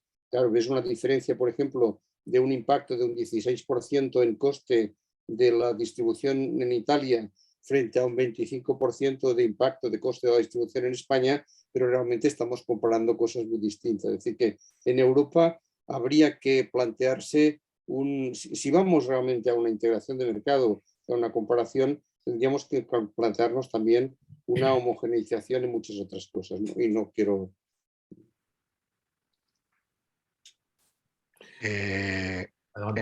Comento, sí. Pues nada, muchísimas gracias. La verdad que los dos comentarios súper interesantes y estoy de acuerdo. Es decir, con respecto al bombeo, es verdad que no es lo mismo hablar del ciclo en una fotovoltaica, que bueno, puede ser 3, 4 años, ¿no? Entre, bueno, pues sabemos además ahora el atasco que hay, ¿no? Pero entre, básicamente, la declaración de impacto ambiental, lo que ralentiza más y, por supuesto, asumiendo que tienes el punto de acceso y conexión, ¿no?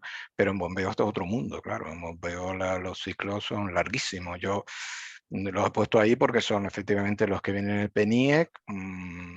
Hay un par de elementos, nombré rápido la termosolar, pero bueno, tengo mis dudas, ¿no? Pero yo, claro, aquí cada uno tiene sus manías o sus fobias. Yo reconozco que sí, tengo alguna con la termosolar, ¿no? Pero, en fin, porque tiene un mecanismo, por mucho que tenga almacenamiento, etcétera, ¿no? Pero bueno, son las cifras del PNIE. Yo creo que en bombeo efectivamente va a ser muy complicado, pero el bombeo es clave. Bueno, bombeo u otra forma de almacenamiento. Lo que pasa es que ya sabemos que el almacenamiento, sobre todo que no sea puntual, ¿no? Vía baterías y hasta que no caiga el coste de la batería, pues va a ser hidráulico, ¿no? De hecho, el 90 y tanto por ciento, bueno, casi el 100% de almacenamiento es hidráulico, ¿no? Y la integración de mercados en Europa, claro, he señalado elementos que no tienen que ver con el mercado y otros que sí, ¿no? O que tienen influencia, ¿no? Efectivamente, todos los elementos que tienen que ver con las redes, al final Europa no entra ahí, es decir, entra en una forma general, ¿no? Es decir, digamos, pero entra sobre todo en la medida en que afecta la interconexión. Pero, por ejemplo, los mecanismos de retribución a las redes o dónde llegan las redes, y etcétera, evidentemente tiene un componente nacional tremendo. Cada país lo hace y de hecho España ha cambiado la forma de retribuir y tiene un componente, repito, nacional. Por tanto, cuando hablamos de integración de mercado, claro, depende de lo que estemos hablando de integración. O integración no quiere decir homogeneidad. Yo creo que eso, bueno, no sé si lo veremos, ¿no? Pero las realidades energéticas y del sector eléctrico de mix, para empezar, y eso también tiene que ver con algo que oí al principio, ¿no? Hablando de la taxonomía, pues son mundos distintos, ¿no? Y eso afecta a todo. Pero la integración se está refiriendo sobre todo al tránsito de energía, ¿no? Al tránsito de energía y por ejemplo, otros elementos, cuál es la influencia de los mecanismos de capacidad, todos los códigos de red que se están desarrollando, lo que un país puede hacer o no puede hacer cuando tiene un problema, ¿no? Típico problema, tengo un problema, uy, se me ha caído la interconexión. ¿Por qué? Porque no quiero sacar energía, ¿no? Bueno, pues todo eso es lo que se trata de integrar o mejorar, pero yo creo que hasta un punto y desde luego muy focalizado en los intercambios internacionales, no en todos los aspectos del sector. A ver, Francesc Bonvehí, ¿quieres hacer tu pregunta? No. Vale. Vale. ¿Sí? Tenía todo apagar. No, es muy sencillo. Has mencionado, bueno, felicidades por la charla muy completa. Has mencionado en el sistema del Pay as Bit, ¿de acuerdo? Entonces, pero bueno, quizá pues estaría bien que nos ampliases un poco la información, si esto podría, caso de planteárselo, podría mejorar en algo o empeorar el sistema marginalista que tenemos actualmente. Gracias. Claro, sí, esta es una discusión interesante porque básicamente en un sistema de subastas tienes dos formas de liquidar la subasta, ¿no? Con un precio homogéneo, que es el precio de corte, o el precio al que cada oferente ha ido al mercado, que es el pay as bid, ¿no? El precio homogéneo es un sistema de market clearing, un sistema de vaciado del mercado, repito, basado en un único precio, que es el precio de casación. En el pay as bid está una discusión, digamos, sobre en qué medida, es decir, teóricamente, de hecho, desde el punto de vista de la teoría económica, el sistema de pay as bid y el sistema de un precio de casación único, ¿no? en el precio de cruce entre la oferta y demanda, deberían de dar lugar al mismo resultado si hay información perfecta. Eso es lo que nos dice la teoría económica. ¿Por qué? Porque todo el mundo, cuando en un sistema de pay as bid, la subasta se convierte en yo voy a tratar de adivinar cuál es el precio al que cierra el mercado. Yo no voy a revelar mis costes. ¿Por qué? Yo voy a tratar de ponerte, yo no tengo ningún problema, es decir, yo lo que voy a tratar es de alguna forma anticiparme a cuál es a quién le vas a pagar más y voy a situarme lo más cerca posible de al quien le vas a pagar más. ¿Vale? Entonces, si la información es perfecta, se supone que termina siendo el mismo resultado que el sistema actual. ¿Vale? No distinto, pero sigue siendo un sistema de subasta, es una modificación de cómo hacemos la subasta. ¿Vale? Entonces, ¿por qué no se ha hecho así? Porque en teoría el problema es sobre todo, la discusión es desde el punto de vista de la supervisión. Y es que en un sistema como el actual, tú puedes supervisar mucho mejor las ofertas y las razones que están detrás de las ofertas de los distintos agentes que entran en el mercado.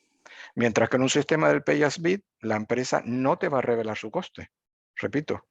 Entonces, ese es el principal motivo, que desde el punto de vista teórico te llevaría a resultados muy similares al sistema marginalista actual, pero desde el punto de vista de cómo puedes supervisar el mercado, y el mercado está supervisado, el sistema actual ofrece más herramientas de supervisión que el sistema del pay as bid.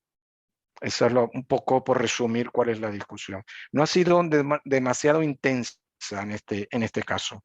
Pero no es lo de la otra solución que he comentado del contract pricing, que es así, que es un cambio radical.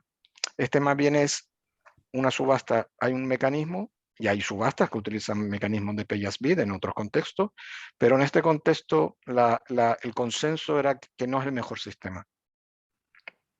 Ya. Sin embargo, la igualdad de resultados presupone unas condiciones ideales, y también sabemos los ingenieros, al menos en cuestiones relacionadas con la termodinámica y demás, que la práctica pues también impone sus razones y que no se da nunca, ¿no?, resultados ideales. Por tanto, vista la situación actual, a mí sí que me parece, es mi opinión personal, por supuesto, que es mejorable, Lo que no te sabré decir, por supuesto, es que tampoco sé cómo, ¿no?, pero que sí que conviene que haya debate en estos aspectos, ¿no? Sí, no, estoy de acuerdo. Es decir, el sistema pay as bid es una alternativa real, porque el sistema pay as bid se utiliza en otros contextos de subasta, no es algo extraño. Es decir, ya digo, la única cuestión que el sistema pay as bid a lo que lleva a los agentes es a tratar de adivinar el precio de mercado. Es decir, se convierte más en una especie de voy a situarme lo más cerca posible. También es verdad que evidentemente no hay información perfecta, obviamente, y entonces quien tenga mejor información también va a haber facilitado ese mejor ajuste al precio de mercado. Y los oferentes son asimétricos en el contenido de información que tienen. No es lo mismo una empresa integrada verticalmente grande, etcétera, que a lo mejor con un pequeño oferente. Sí. Esas son las discusiones que se plantean, pero es una discusión, a ver, como decimos, perfectamente normal, porque efectivamente hay dos sistemas habituales en la subasta. Luego también muchas tecnologías del sistema eléctrico son harto conocidas, están funcionando desde hace muchos años y a ver, los costes se conocen, o sea, no hay, yo diría que no hay secretos en este sentido. Por tanto, quizá en alguna tecnología sí, que hay incertidumbres, ¿sí?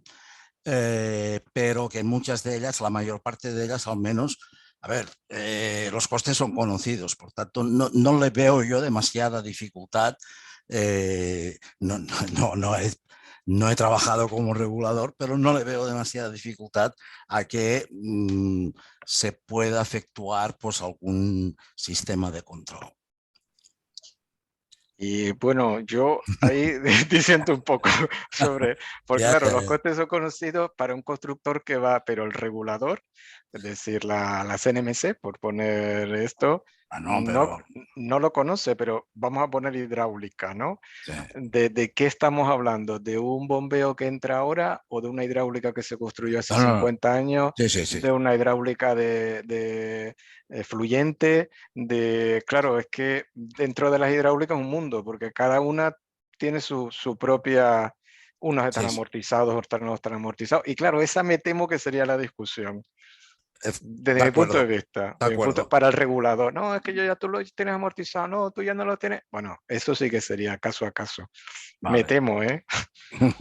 Me temo. Habría que probar. Creo que sería compleja, ¿eh? Vale. Muy bien, gracias. Gracias. Vale. Hay una pregunta sobre los windfall profits que han recibido las hidráulicas, digamos, ¿no? En la medida que han marcado un precio durante muchas horas del año, como has explicado muy bien, ¿no? Bueno, no sé si podrías extenderte un poco sobre el tamaño, la cantidad de esos windfall profits, ¿no? Y también quizá podrías comentar sobre la ley o sea, el instrumento que está preparando un gobierno para, de alguna forma, reducir, o sea, sacar estos windfall profits del sistema y revertirlos posteriormente a un consumidor de diversas maneras, ¿no? Yo creo que eso está planteándose ahora, ¿no? No sé si podrías comentar las dos cosas, ¿no? El tamaño de los windfall profits y el instrumento de retorno de estos. Sí. Claro, windfall profit, el primer problema al hablar de windfall profit es que cada uno vamos a entender distinto qué es un windfall profit. Es complicado, es una discusión que se escapa un poco porque, claro, toda diferencia entre el coste revelado por la empresa y el precio de mercado, de mi punto de vista, no es un windfall profit. De hecho, cuando esto lo explicamos en clase de economía, le llamamos excedente de productor, ¿no? Y lo explicamos un triangulito, ¿no? En una curva de oferta frente al precio de mercado y decimos esto es el excedente del productor, nunca le llamamos windfall profit. Es verdad que windfall profit, la idea es que haya, digamos, hay algún tipo, ese es el origen del término, ¿no? Que hay algún término de beneficio sobrevenido, que es un poco la traducción, modificado sobre todo por algún cambio regulatorio que te ha beneficiado. Esta sería, desde mi punto de vista, digo por conceptualizar un poco, dar un poco de contenido al concepto. Dicho esto, es evidente de que las hidráulicas, como digo, que es un motivo de discusión y por eso lo he señalado precisamente, lo he tratado de indicar, pues las hidráulicas tienen un bien que es almacenable. Estoy hablando de las hidráulicas con embalse, evidentemente, no de las fluyentes, oye, que cuando pasa el agua ya está. Pues tiene un bien que no es almacenable y trata de maximizar el valor del bien. Entonces, ese es el uso correcto. Es que hay dos discusiones, si eso es correcto o no, porque a veces dicen, es que lo hacen para, hombre, lo hacen porque eso es lo que maximiza el beneficio de la empresa, obviamente, y es lo que maximiza el bienestar social, porque la hidráulica produce más cuando el precio de la energía, cuando los individuos valoran más la energía, que a las 9 de la noche, por poner un caso, y menos a las 4 de la mañana. Obviamente, entonces eso va en favor de la hidráulica y en favor de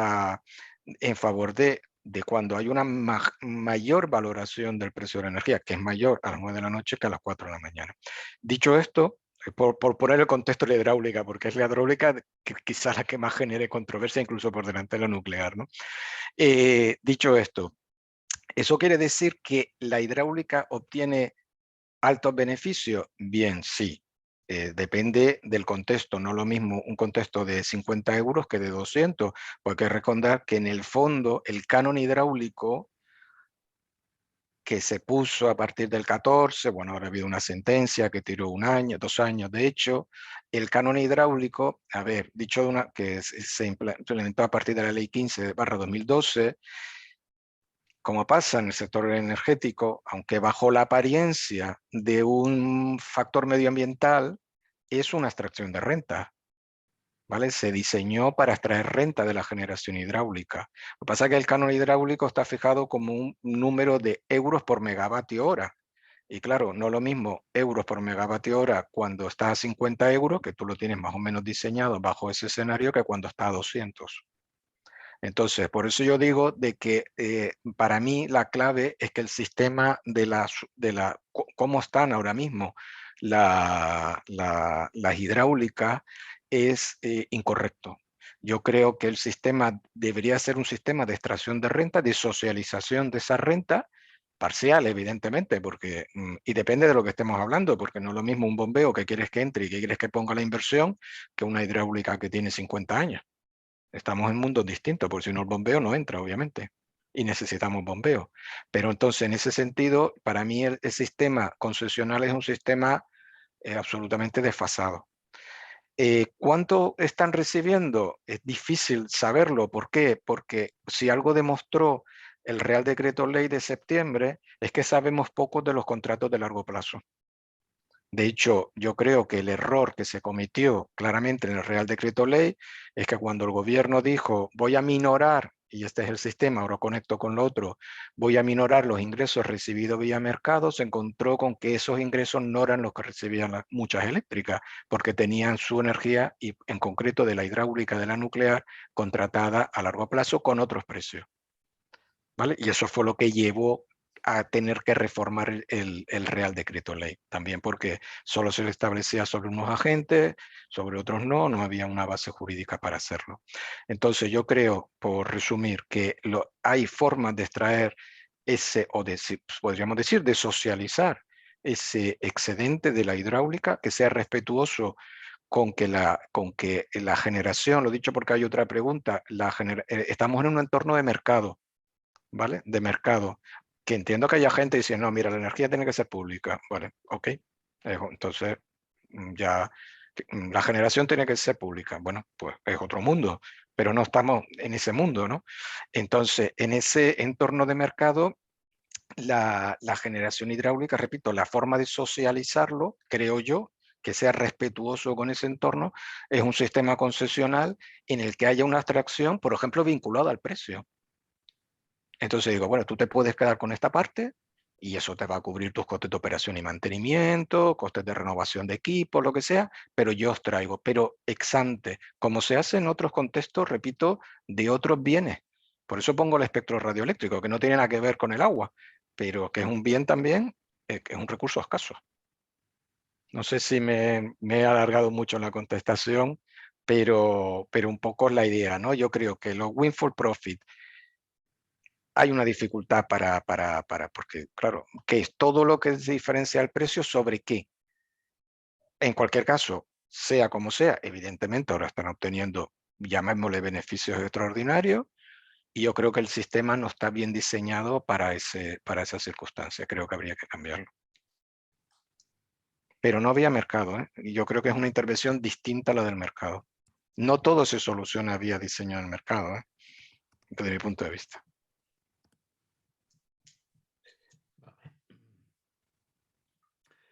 A ver, hay una pregunta aquí de Blanca y Marcel, ¿no? No sé si estáis por aquí. No sé quién es. ¿No? Sí, ¿Sí? estoy aquí, me he cambiado un nombre porque Blanca se ha ido. Soy Marcel Llaver. Vale. Yo te invito, es distinto un poco de lo que estábamos hablando hasta ahora, pero un poco por cambiar de Es enfoque. una pregunta más a nivel social. Mm. Claramente el tema ha estado en las noticias por su problemática social, más que nada. Y vemos que la problemática social es un tema de factura en doméstica en las comunidades más vulnerables.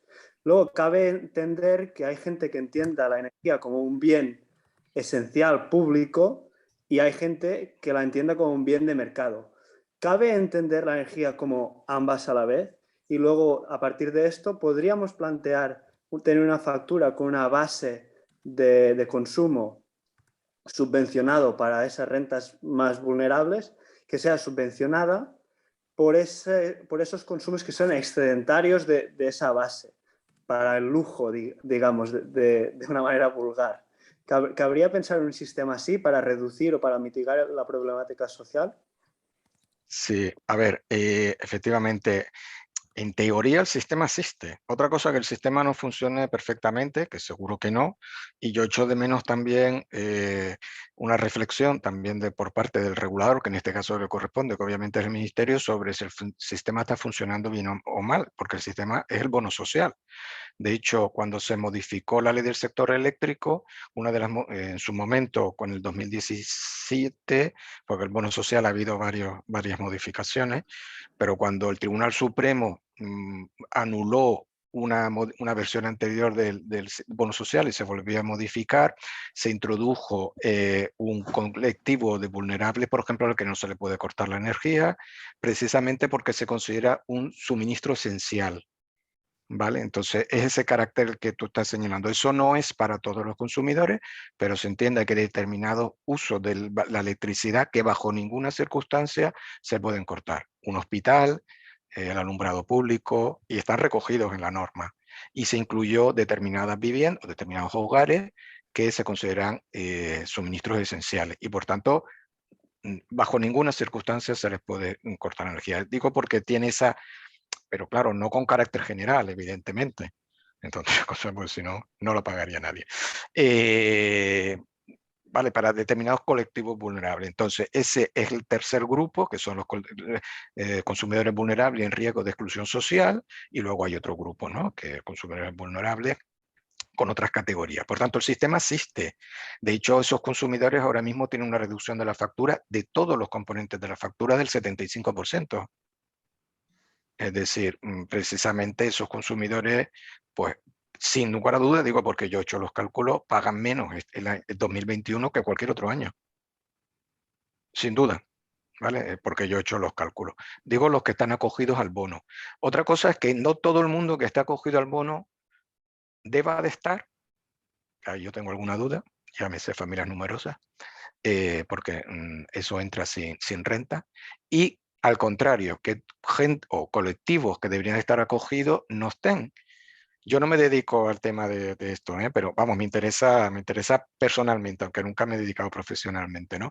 Pero yo creo que sí hace falta una reflexión sobre si lo estamos haciendo bien, si hay colectivos que se nos están escapando, porque estoy de acuerdo contigo con que la prioridad son los colectivos más vulnerables, porque muchos de nosotros pues, podemos afrontar un incremento digo consumidores domésticos, estoy hablando, otra cosa es empresas, incremento de la factura pues, de 40, 50 euros al año, 60, 100 euros al año, sinceramente, pero hay mucha gente que no, ¿vale? Y yo estoy de acuerdo con que eso es un problema. Pero no está, curiosamente no veo la discusión en esta, más allá de aumentar el bono, que claro, eso fue la salida rápida, y curiosamente no tan rápida, porque se hizo muy tarde, se hizo de las últimas medidas, no sé por qué, porque yo hubiese hecho esa la primera, que era aumentar el porcentaje de descuento en el bono. Eso no afecta al precio de mercado ni nada, ¿eh? De hecho, eso lo pagan las eléctricas. Vale. ¿Puedo añadir rápidamente que creo que el bono es una burocratización de este mecanismo, pero si hubiese si se integrase dentro de la factura automáticamente de que haya un canon, o sea, un precio de la energía para un consumo mínimo que sea muy reducido y a partir de ese nivel que saltase de ese threshold, que saltase a un precio mucho más elevado que subvencionase el mínimo. Así nos ahorraríamos toda esa burocratización y quién decide quién es vulnerable y quién no. Los aspectos distributivos de todas maneras son complicados, ¿eh? Porque a veces uno se lleva sorpresa de que uno quiere mejorar y al final termina empeorando la equidad. Te lo digo por algún trabajo que he visto, que al final termina queriendo actuar con toda la buena intención terminas perjudicando a determinados colectivos que se supone relativamente que son los que quieres proteger, ¿eh? No digo de que eso ocurra con lo que tú planteas, pero que es verdad que eso hay que coger los datos de la EPF, de la encuesta del presupuesto familiar, y hacer un análisis específico sobre si eso mejora la equidad o no, porque a veces uno se lleva sorpresas, ¿eh? Vale. Digo, hay una intervención de José María García Casasnovas, no sé si la ves, a las 22:29, que habla, no sé si la ves aquí en el chat, del efecto del cierre de grupos nucleares, ¿no?, en las inversiones en renovables, ¿no? Sí, lo estoy viendo, efectivamente. A ver, este es un tema complicado y este sí que es un tema muy, muy visceral. El tema de la nuclear, esto es de los temas más que aquí todo el mundo piensa blanco o negro, ¿no? A ver, yo planteo mi postura. Yo creo que el cierre evidentemente tiene un motivo. Primero, en España, desde mi punto de vista me puedo equivocar porque seguro que en la audiencia hay 10 que saben más de nucleares que yo. Bueno, 10 o 40, seguro, que yo mi conocimiento es muy regulatorio, pero mi perspectiva es que es un cierre, digamos, tiene una motivación, pues absolutamente lícita, no lo critico ni mucho menos, pero tiene una motivación un poco política, si lo queremos ver así, ¿no? De contenido político. Hay una promesa de una vez que se entre, pues acometer el cierre progresivo del parque nuclear. ¿Se tenía que haber hecho a partir del 2027 o no? Bueno, pues en el PNIEC se plantea hacer a partir del 2027 y Red Eléctrica, recordamos que hay en el PNIEC hay un anexo sobre cobertura de la demanda. De hecho, con un nuevo procedimiento, porque hay también una regulación europea sobre cómo calcular cobertura de la demanda, que está empezando a funcionar, y eso tiene que ver con la primera pregunta, es decir, está un poco en sus primeras fases, ¿no? Pero porque, bueno, ENSO es la agencia de los transportistas, pues cada uno lo hacía un poco como quería, ¿no? Entonces, para coordinar hay una nueva regulación y eso se ha implementado para el cierre del parque nuclear que se prevé en el PNIEC, ¿vale? Que es a partir del 2027 y hasta el 2035. Efectivamente, ¿qué ocurre? Que el cierre del parque nuclear va a ser desplazada en ese momento por ciclos.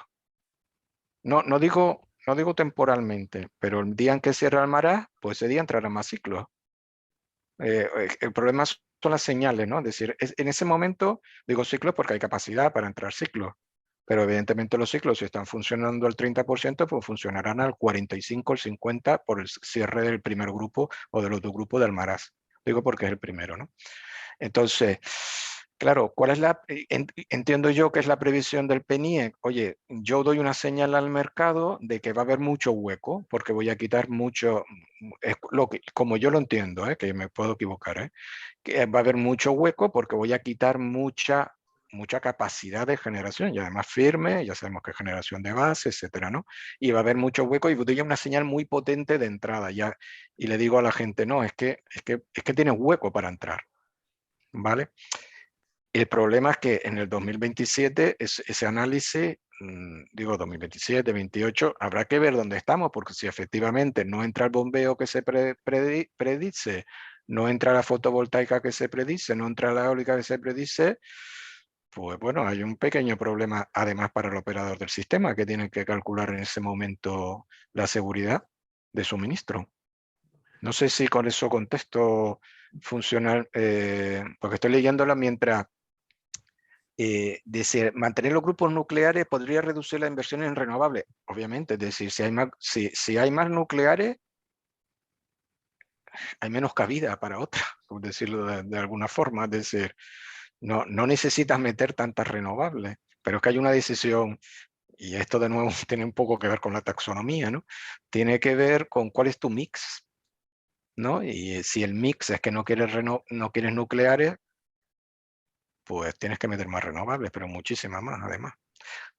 No sé si con eso, Daniel, contesto un poco más. Es decir, Bueno, si yo creo que sí, que si no sé si José María quieres añadir algo, pero yo creo que está contestado.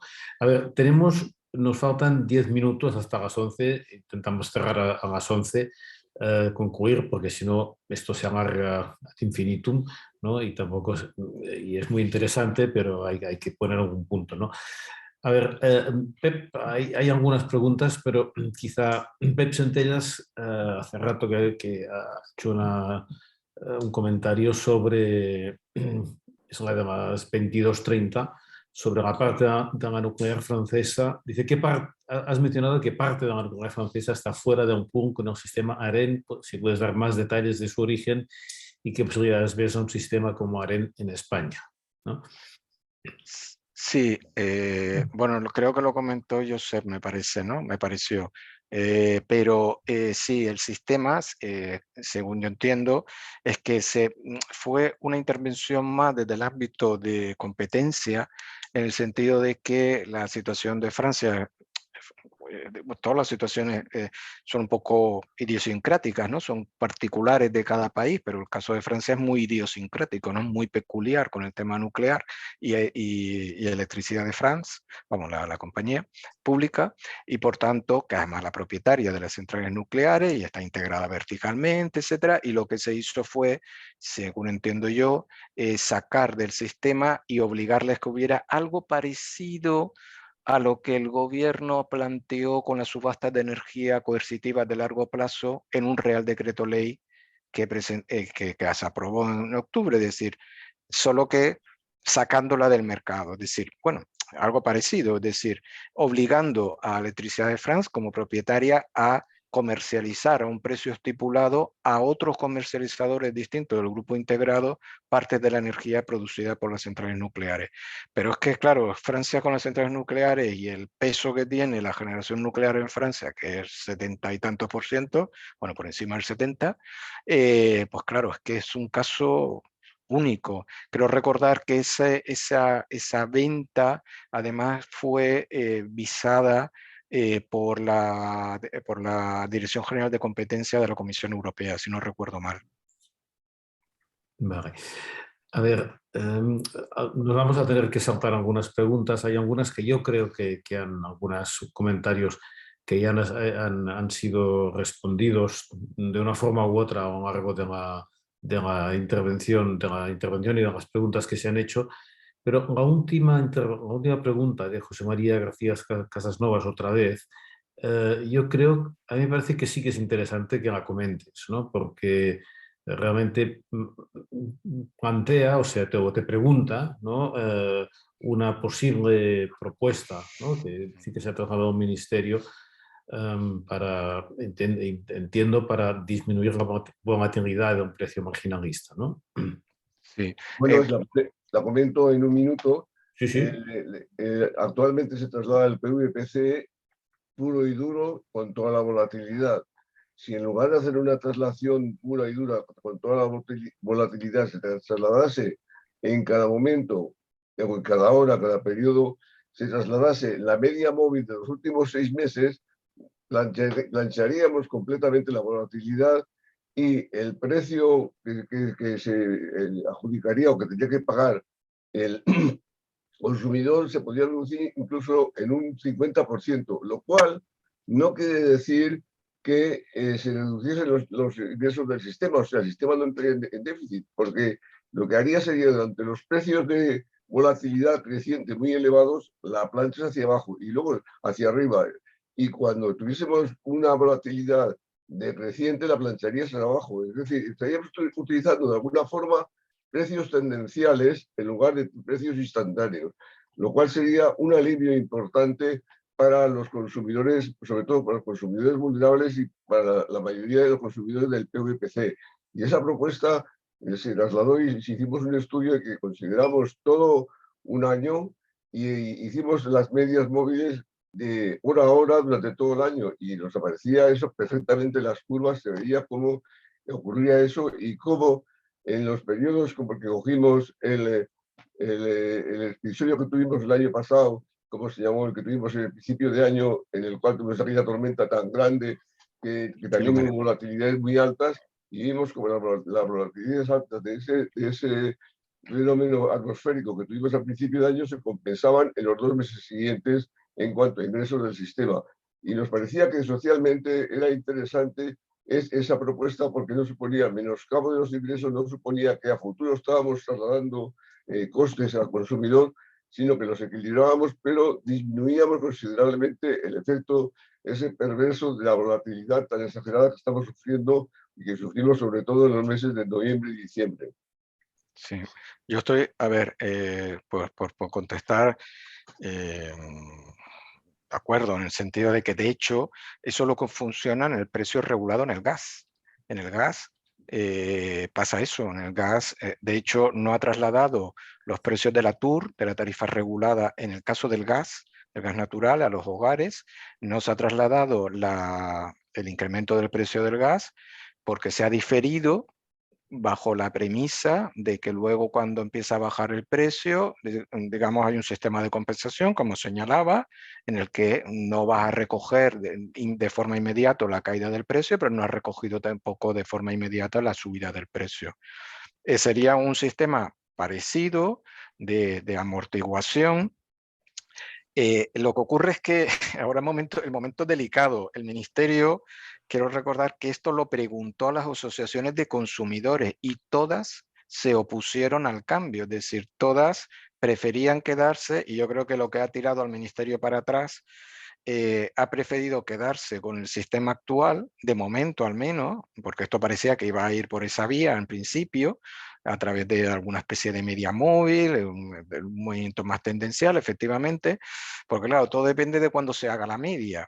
Si la media la hace justo al principio, cuando ya están subiendo los precios, pero tiras para atrás, digamos, estás comparando con precios más bajos, y parece que vas a reflejar digamos, un comportamiento de menor subida. Pero es que ahora, como hagamos la media de los últimos 6 meses, pues lógicamente el consumidor va a pagar unos 6 meses caros que han venido anticipadamente. Entonces el momento político de ponerlo en marcha no es muy simple, no es muy sencillo. Yo creo que el Ministerio, entre otras cosas, porque esto coincidió con otras historias, como lo del tema de la minoración y la marcha atrás en ese Real Decreto Ley, que cambió en el siguiente, pues yo creo que el Ministerio, bueno, le dio un poco y que las asociaciones de consumidores no lo tenían claro, ¿vale? No lo tenían claro, y de hecho yo he visto declaraciones que no les gustaba el nuevo sistema nuevo sistema que se propone, y yo creo que el Ministerio lo ha parado. Pero yo estoy de acuerdo con que la clave del impacto mediático que ha tenido el precio hubiese tenido impacto en cualquier caso, pero no digo de que no, pero el diario, el machaque diario, los medios de comunicación, etcétera, y casi el pánico de los consumidores era porque el PVPC es un precio regulado rarísimo, porque todos entendemos que un precio regulado es algo estable, ¿no? Claro. Y el precio regulado del PVPC, por definición, es lo menos estable que hay, porque es una traslación directa del precio del mercado mayorista, directa. Es muy eficiente porque da mucha señal de precio para la gestión de la demanda, pero a veces yo soy el primero que digo, ya, pero es que a lo mejor el consumidor tampoco quiere tanto para la gestión de la demanda, lo que quiere es tranquilidad. Claro. ¿Vale? Entonces yo estoy de acuerdo con que eso hay que solucionarlo. El momento ahora, en este intervalo, me parece políticamente un poco delicado. Sinceramente, honestamente lo digo, me parece un poco complicado.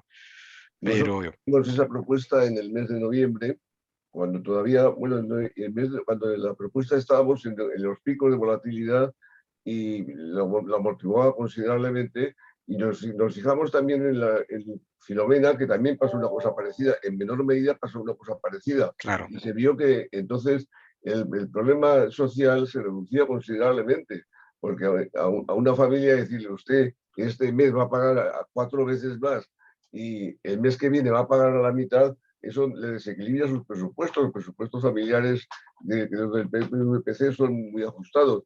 Yo no entiendo por qué las asociaciones de consumidores adoptaron, desconocía ese dato, adoptaron esa posición, porque realmente quizá era una desconfianza, es decir, como esto es el campisa que dicen en Cataluña, pues aquí esto ha subido, ya no bajará, y entonces estamos metidos aquí en este lío. Probablemente sería una consideración de ese tipo, porque si no, yo creo que es un procedimiento muy equilibrado para el consumidor también, y que le reduce su angustia de la volatilidad instantánea, ¿no?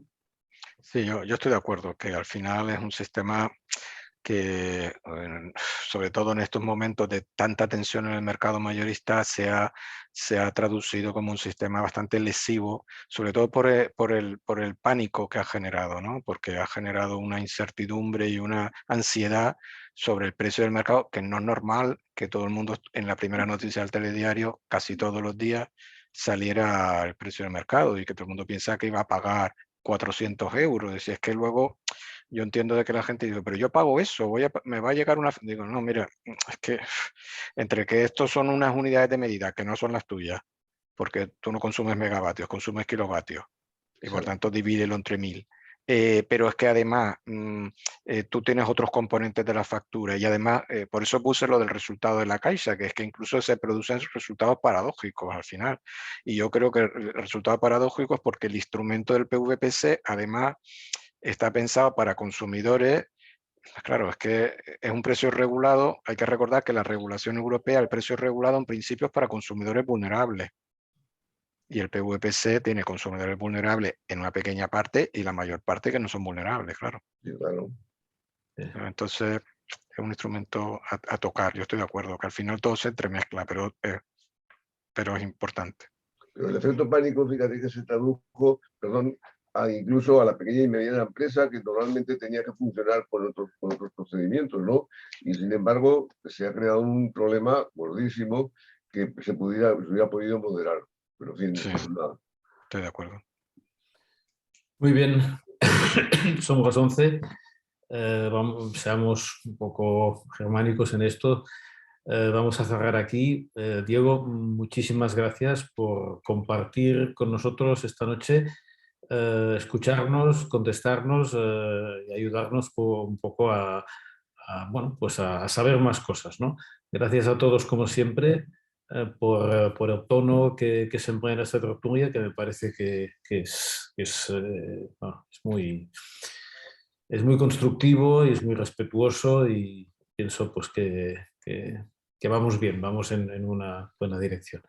Diego, Muchísimas gracias. gracias. Muchísimas gracias. La verdad que ha sido un placer Muy y también gracias por las preguntas porque vamos, ha sido súper interesante y bueno, pues espero por lo menos que haya servido un poco mi intervención. Vale. Si nos mandas la Te presentación, las mando ahora la mismo. hacemos con todos, ¿no? Y porque hay referencias en el estudio de Goldman Sachs, etcétera, pues que yo pienso que más de uno pues, querrá consultar.